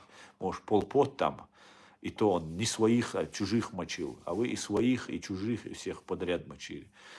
Просто желаю вам, чтобы вы забыли нас, я вам желаю. Чтобы вы забыли слово чеченец, Ичкерия, чеченцы, нохчи, чтобы вы забыли. Жили в своем вот в этом болоте и нас не трогали. Вот все, что я вам желаю.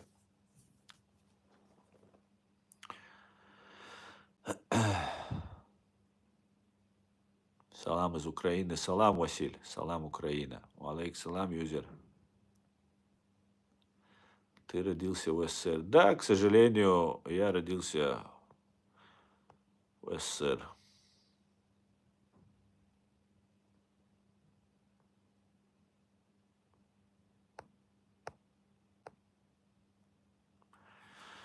Салам алейкум из Казахстана. Алейк салам.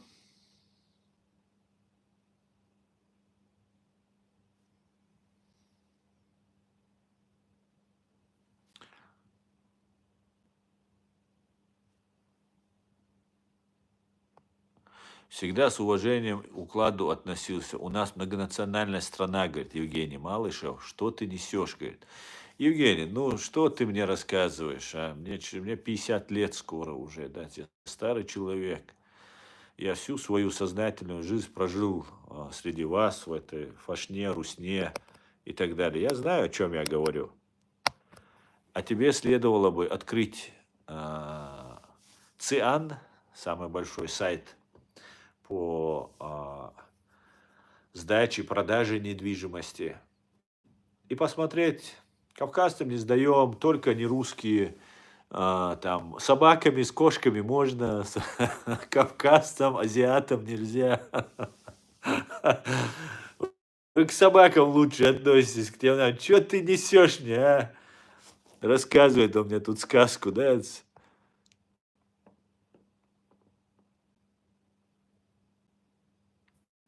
Так.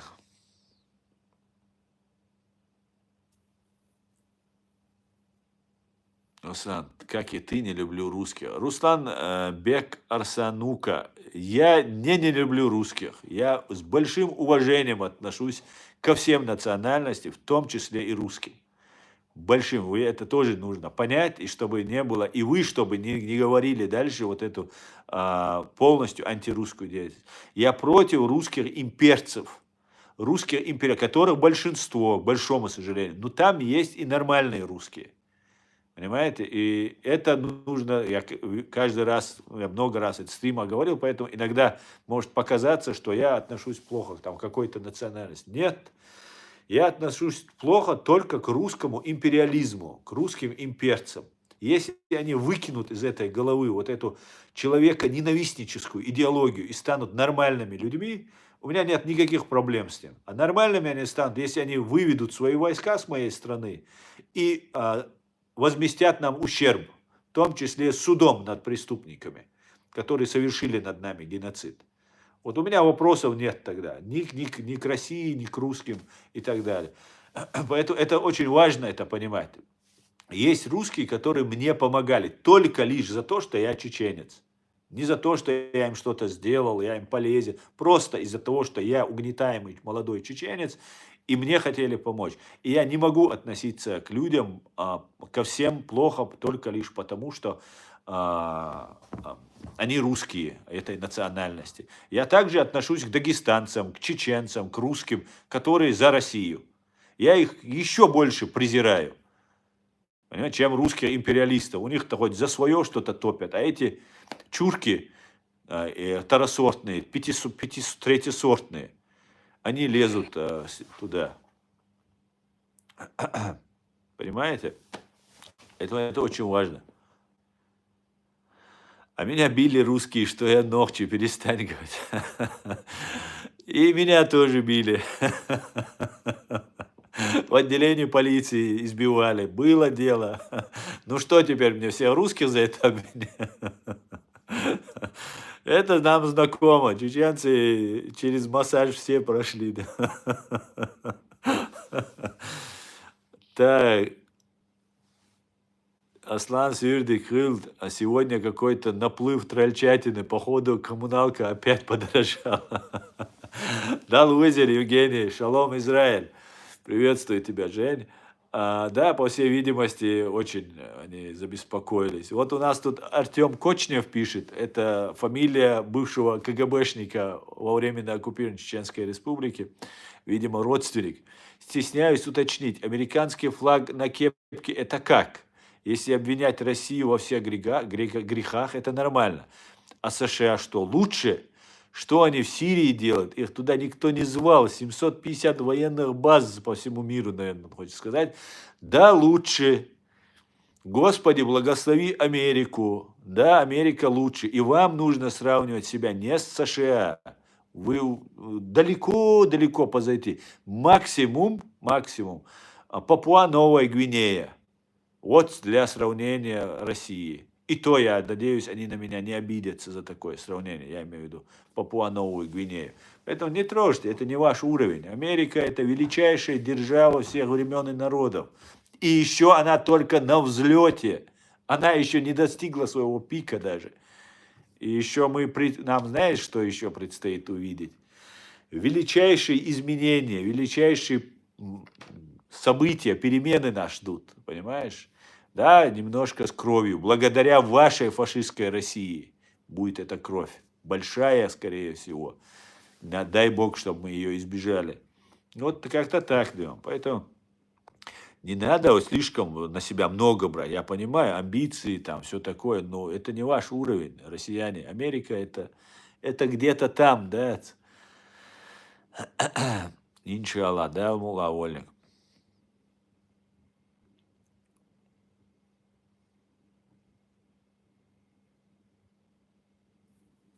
Россия рядом с Германией не стоит. Конечно, что такое Россия по сравнению с Германией?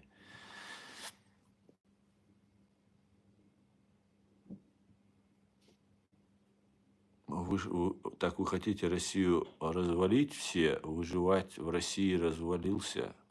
Ну, чё, Саша, ты по-русски вот научись писать. Со наш хоух тайпан, мазархоух со, наш ландир, наш ходух. Спасибо Америке за все спасибо Америке. Слава Америке! Господи, благослови Америку! О, Аллах, благослови Америку! Нормально так? Любите вы Америку? Больше, чем я даже любите. Молодцы.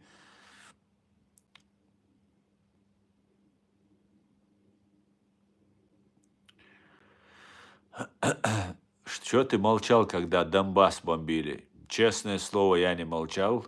Честное слово, я говорил. С 2014 года я топлю конкретно за Украину. И с 2015 я выехал уже было небезопасно, уже было смертельно опасно, да, в Фашне находиться. Выехал и с тех пор ни одного дня не пропустил, чтобы не топил за Украину и за Донбасс.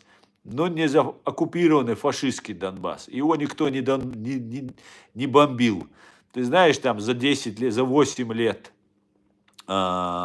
бомбления Донбасса погибло там 8, по-моему, человек, или 80, если я не ошибаюсь. Это за 8 лет.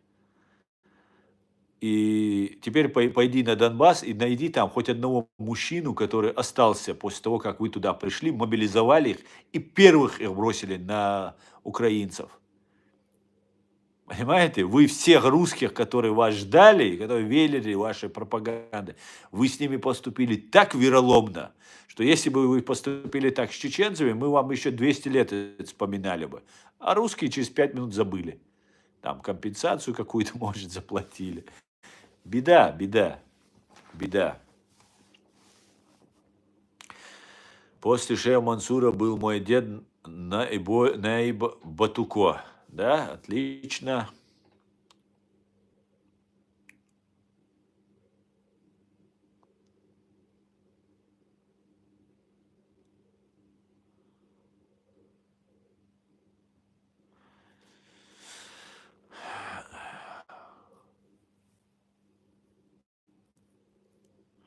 Зачем США только этих русских ножками Буша кормила, а теперь гонят на Америку? Да не только ножками Буша, вот такие вот они, неблагодарные. Это как крокодил.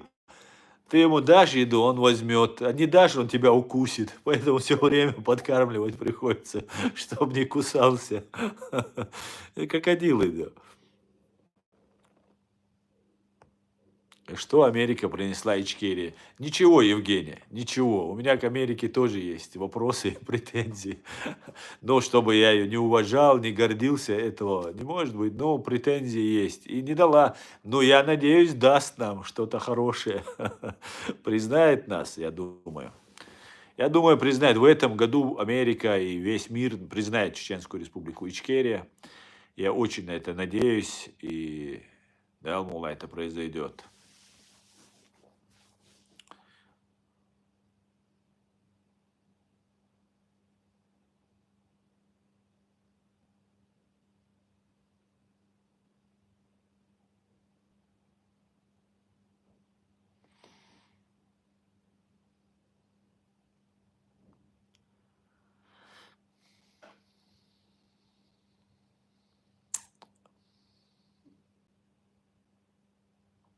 Да, заблокировал? Не знаю ее, почему он тебя заблокировал. Кто тебя заблокировал? Модератор Язи? Что-то я не увидел, чтобы он тебя заблокировал. Он тебя заблокировал в YouTube, что ли? Миною заблокировать иногда. Никто тебя не мог заблокировать. Если я, может, случайно нажал, может, что-то. Что-то я не вижу. Не, ну Ник Кельмаизи заблокировал этот Алязин Магуля. Ты же должен был увидеть, кто тебя заблокировал. Я тебя не блокировал. Сейчас я ищу, потому что потом я уже не найду. Мои комментарии не отражаются. Ну, у меня здесь в Ютубе нет модератора. Там есть он один там, но он сейчас, здесь его тут нету. Он редко бывает. Вот я не вижу, чтобы тебя где-то забанили, заблокировали. С компьютера, Ларри. А, ты Дарсон, ты Wonder. Очень странно. Ну, ты такие комментарии писал, тебя могли, и этот товарищ майор тебя тут мог подключиться. Слишком ты тут уже разошелся поддерживать нас. Поэтому тебя могли так. На моем канале они как у себя дома здесь ведут иногда. Потом их YouTube, видимо, быстро начинает ориентироваться, вычищает. Ну, вот нету, ничего не вижу я. Большому сожалению, ничего не вижу. Ну как оставить? Надо же разобраться с этим. Как кто тебя забанил? Не может такого быть. Я, может, случайно, когда я сейчас одного тут банил, я мог тебя, может, случайно ты под раздачу попал. Но я вроде этого не делал. Ты должен был увидеть, кто забанил тебя.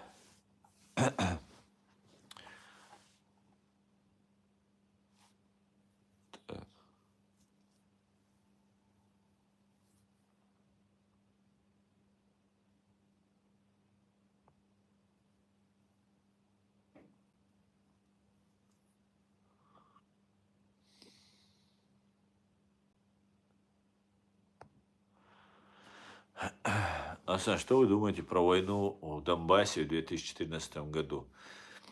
Ну, я думаю, это была провокация России, которая подготовила очень долго. Была ошибка Украины в том, что она позволила российским средствам массовой информации так долго вести пропаганду на своей территории, не вычищая ее. И благодаря этому люди были зазомбированы. Как мы видим, не удалось не всех зазомбировать, но удалось зазомбировать и набрать свою агентуру из старых, новых еще начеканить. И вот произошло то, что мы увидели. Русские вошли, их там ждали. Вошел, как говорит Гиркин, он поджег фитиль войны. Они вошли туда, местные поддержали, СБУ перешло на сторону, в Крыму, на Донбассе.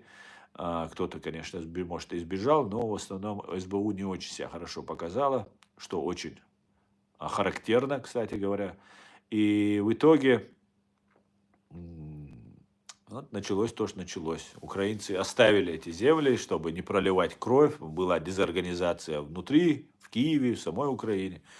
Пошел бардак этот весь. Русские борзели. Потом украинцы мобилизовались, решили дать отпор. То, что было в Дебальцево и еще в одном месте Дебальцево было, и еще они сделали 2 котла, так называемых, окружили, полуокружили и сказали: выходите, мы вам даем слово русского офицера. Ну, как обычно, украинцы же еще не знали близко русских офицеров, в бою, точнее, как противников. Поверили, их убили. И это были все успехи русских, просто подлостью, вероломством. И все, и началось постоянные обстрелы, провокации со стороны России. Украина начала строить оборону. Вот как все было. Все сделали русские и предатели внутри Украины. Предатели. С врагом еще можно договориться, с предателем нет. Никогда. Вранье. Это не вранье, Румба. Это самая настоящая правда. Я следил за всем за этим. Я знаю, кто такие русские. Понимаешь, кто вы такие, я прекрасно знаю. Я знаю ваше вероломство, ваше коварство, ваша подлость, ваша беспринципность. Мне она знакома. Да, на словах, на деле, там, да, называй меня, чуркой называй, кем хочешь называй. Правда, глаза колет, я вижу. Но мы знаем, ваше мурло перед убийством чеченской нации вы нам открыли. Мы его запомнили. Понимаете? Мы увидели ваше мурло вот так, впритык, со слюнями вытекающими, с горящими глазами, бешеными. Мы увидели. Мы знаем, кто. Я увидел. Я знаю, кто вы. Понимаете? Украинцы не знали в Дебальцево, там и в других местах. Иловайск был, это Иловайске. Не знали они вас. Мы увидели, и я хочу до них донести. Вы не верьте их словам, не верьте их красивым там оформлениям. Это людоеды самой последней пробы, самой конченной пробы. Понятно вам? Вот что мы увидели. Поэтому мы вас знаем, вы нас хотите до единого истребить. Ваш русский мир, ваша человеконенавистническая, шизофреническая идеология русского фашизма, так называемого русского мира, она представляет угрозу для всех. Мы, чеченцы, увидели это, мы кричали об этом, наш президент об этом кричал, наши все лидеры об этом кричали. Их убивали и называли террористами, их тела не отдавали. Аслан Масхадов был очень вам близок, очень пытался с вами договориться, все делал, чтобы договориться, пытался честь людоеда спасти. Вашу людоедскую, ублюдочную честь он пытался спасти. После того, как вы убили 120 тысяч наших граждан после Первой русско-чеченской. И что вы сделали с ним? Вы убили его, обвернули в свиную шкуру, закопали в безымянной могиле. Этот человек пытался вас уважить. Вас нельзя уважать. Понимаешь? Аслан Масхадов после Первой русско-чеченской войны, когда его позвали в Совет Европы выступить, он не поехал в Европарламент, чтобы не унизить Россию.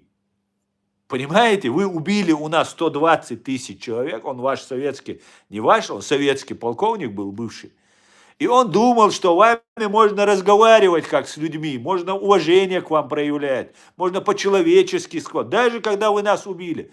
Это была колоссальная, фатальная ошибка его самого и нашего народа. Наш президент так поступать не может. Он должен отвечать за свой народ, даже если ему очень хочется доверять русским. Вы вероломны, вы очень-очень вероломны, вы очень жестокие, вы аморальные, бесчеловечные. Понимаете, ваша система, ваша ФСБ, ваше имперское вот это нутро. Понимаете? Вы нам тут рассказываете. Пошли вы к чертовой матери, ублюдки. Понятно вам? Пошли вы к чертовой матери, я вам говорю.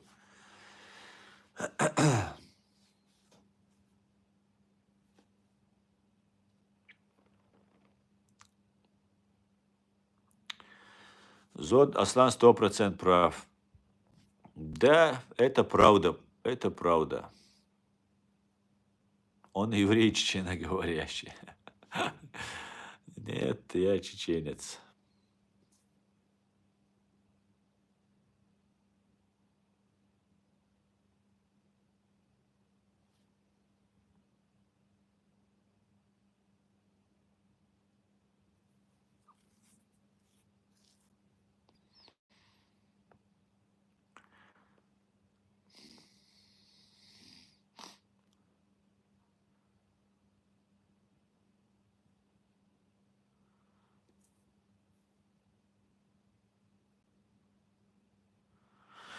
Аслан, я здесь, в Америке, чуть приподнимусь и вышлю тебе американскую визу. Анзор, не нужна мне виза. Я уже паспорт получил, Ацадизер.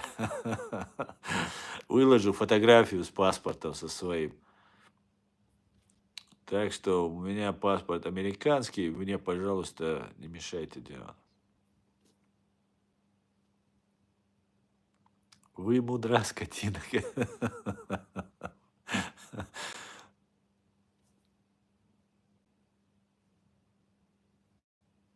Ну, ты про Масхада так зря сказал. Как я зря сказал? Нормально я сказал. Привет из Москвы. Не говорите, откуда вы, если вы разделяете мои взгляды. А если нет, то, пожалуйста, напишите, что вы не разделяете. Это завтра к вам товарищ майор придет. А как думаешь, у империи получится из Грузии сделать Кавказскую Беларусь? Не знаю, Евгений. Я очень надеюсь, что нет. Я очень на это надеюсь. Я очень-очень на это надеюсь. Потому что если и грузины станут Беларусью, у нас это единственные наши союзники, это граничим мы с ними, и нам категорически нельзя дать Грузии стать российской вотчиной. Это для нас, ну, очень опасно. Я надеюсь, нет, Евгений. Нужно Западу, Америке, Англии, Европе больше делать для Грузии, мне кажется. Ну, тоже все очень сложно.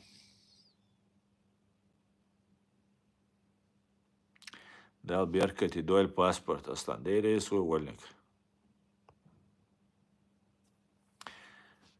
Так, чел, историю читал, как Кавказ попал под крыло России. Зачем он все знают? Уличное восприятие отвечает за... Ничего не понял.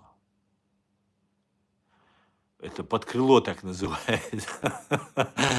От 2 миллионов чеченцев осталось 120 тысяч.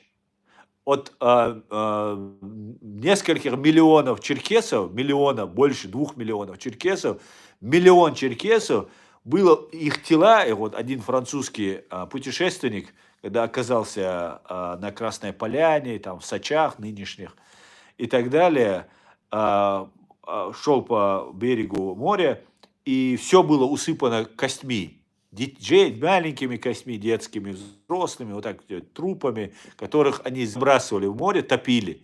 И потом это все, вода, короче, на берег высыпала. И Красная Поляна, которая в Сочах называется, называется, она, потому что там была просто массовая резня черкесов, нас, кавказцев, всех чеченцев, черкесов, ну там, в частности, черкесов.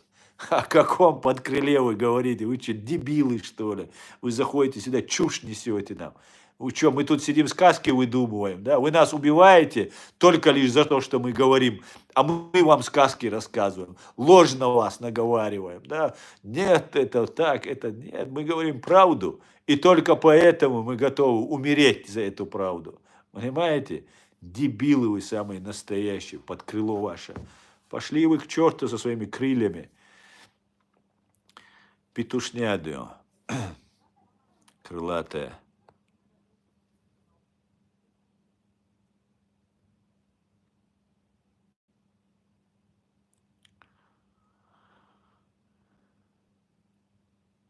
Я по-любому Масхадова, Дудаева, Басаева считаю героями, с тобой лично не знаком.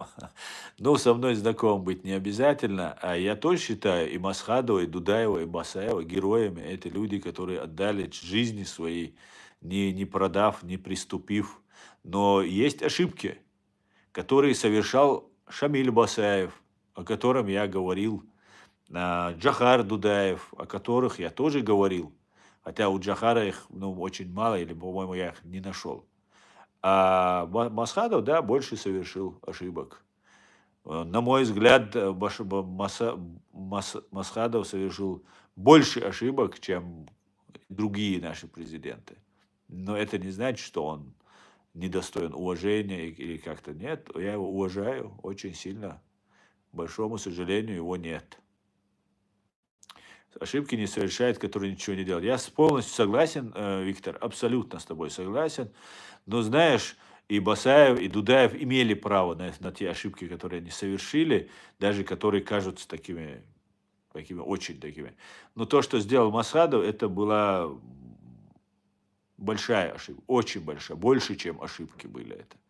Вот это мне не нравится. Не надо было заигрывать с русскими. Ни с Лебедем, ни с кем им заигрывать не надо. Мы должны были брать вектор развития на США, на Европу и идти в этом направлении. Только так и не иначе. Сразу же запросить помощь Америки, запросить. А он начал с русскими договоримся, они нам все разрушили, кто нам будет восстанавливать? Понимаешь, он на этом пытался восстановить республику. Ну, и все его советчики, вот, начиная некоторых, они все оказались прорусскими. Вот все его доверенные лица, вот посмотреть, все они какие-то мутные, кто-то откровенно прорусский, какой-то мутный и так далее. И он остался один. И все командиры, все, с кем он разругался и собрал вокруг, когда его избрали президентом, всех командиров он отодвинул. Потом он пришел к этим командирам, сказал, да, вы были правы. Вот об этом я и говорю. Но только это обошлось нам, чеченцам, большой кровью, большими потерями. И, конечно же, и он сам заплатил за это своей жизнью. Но были ошибки, да.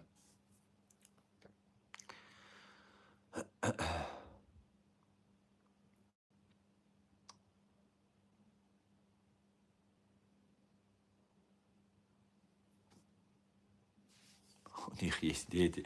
Виктор, пошел ты нахрен, понимаешь, за русским кораблем. Смело, Виктор, смело можешь идти за русским кораблем. Не надо мертвого обсуждать плохо, говорит. У них есть дети, ты смотри, оглядывайся. Я не оглядываюсь и не смотрю, Виктор. И я таких, как ты, за русским кораблем смело отправляю, понимаешь? Дешевые вот эти ваши вещи, и там, смотри, оглядывайся, там. Тут, блядь, пол России охотится, да, а ты мне чушь несешь, да?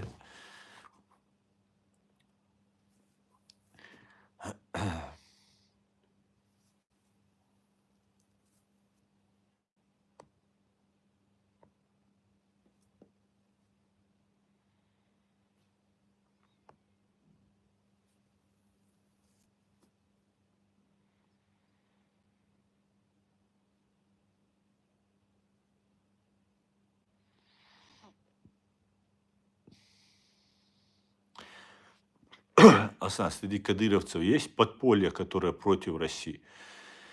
И я не знаю, я не думаю, что там есть.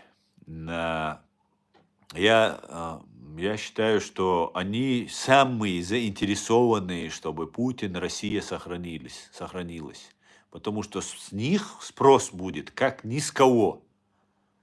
И я не думаю, что они... Может, кто-то, может, подпольно где-то что-то себе там выторговывает, но я сомневаюсь. Потому что, ну, Кадыров лично, он ничего не выторговывает. А все у Кадырова, они завязаны так, что и компроматы на них есть, и по родственным отношениям они связаны, и по убийствам людей кровью они повязаны. Поэтому, ну, там уже предателей среди них, ну, практически быть не может. Я так, это мое мнение. Поэтому, ну, я не знаю точно, как сказать, но я никогда не слышал, что... И я даже не рассчитываю. И мне не нужна их помощь. Мне нужно, чтобы они пошли домой и жили у себя дома. Если они людей не убивали, пусть живут себе дома. Просто никакие посты занимать не будут. И все.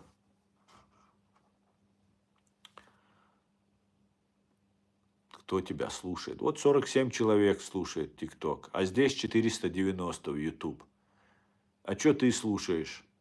Кто меня слушает? Или тебе всех фамилий назвать?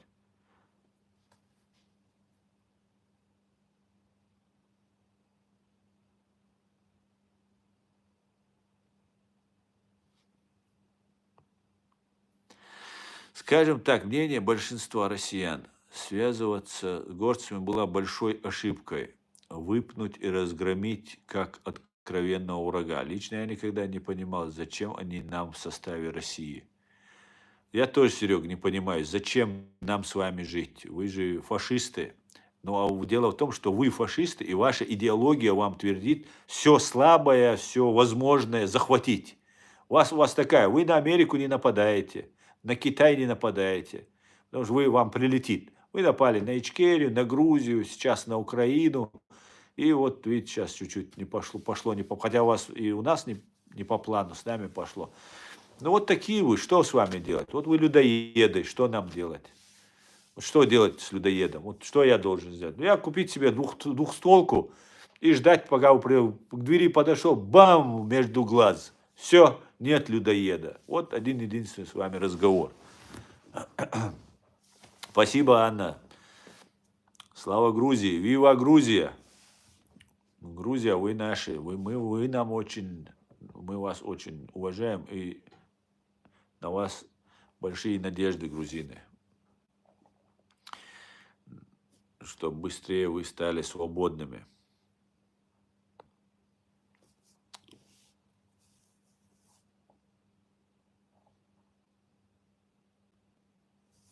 Исламистские обезьяны не дадут нам построить независимое государство. Жан-Клод, у нас есть государство, оно просто нужно его деоккупировать, строить новое ничего не нужно, деоккупировать нужно. Вот те обезьяны, о которых ты говоришь так, это в основном российские агенты. Вот у меня вчера был стрим, вот который ко мне поднялись люди, одного Абу Шишани зовут, у другого Абдалла, там имя, Абдулла, ну, Абдулла, можно по-разному. Вот Абу Шишани, вот эти вещи, это делают люди, вот такие люди, которые сидят, мы топим там за там, исламское государство и так далее, и так далее. Но у всех у них вы увидите связь с Россией, с русскими, ну, со своими родственниками, которые работают на Россию.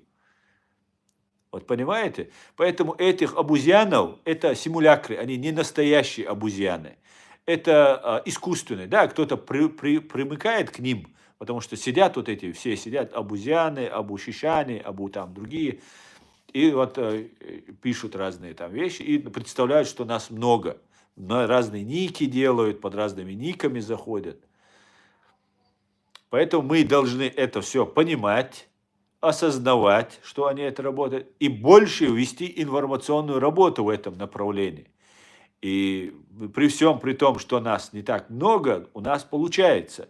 А если нас будет много, Понимаете? Каждый из вас может сделать канал, YouTube канал, TikTok канал и постить разные видео, где мы продвигаем демократию, права человека, цивилизованное развитие нашего государства и общества. Вот чем я занимаюсь, чем вы должны заниматься все. И все у нас получится. Их не так много. И это российские работники, в основном российские работники. Если они, ну, они говорят нет, а по факту да. И если Россия перестанет им платить, России, Кремля не будет, если Россия от нас отстанет, все, эти люди исчезнут. И никаких обузьян не будет. Вот что нам нужно добиваться. Информационно мы должны сделать.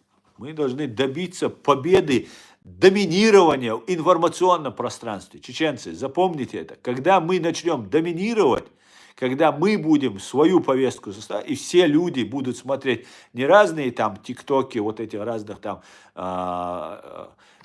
похабщиков, там разных там балаболов там разных, а будем реально свои, знаем, что вот там есть, в Австрии есть, во Франции есть, в Германии есть, там есть, тут и не один, много-много информационных каналов, где мы ведем одну работу.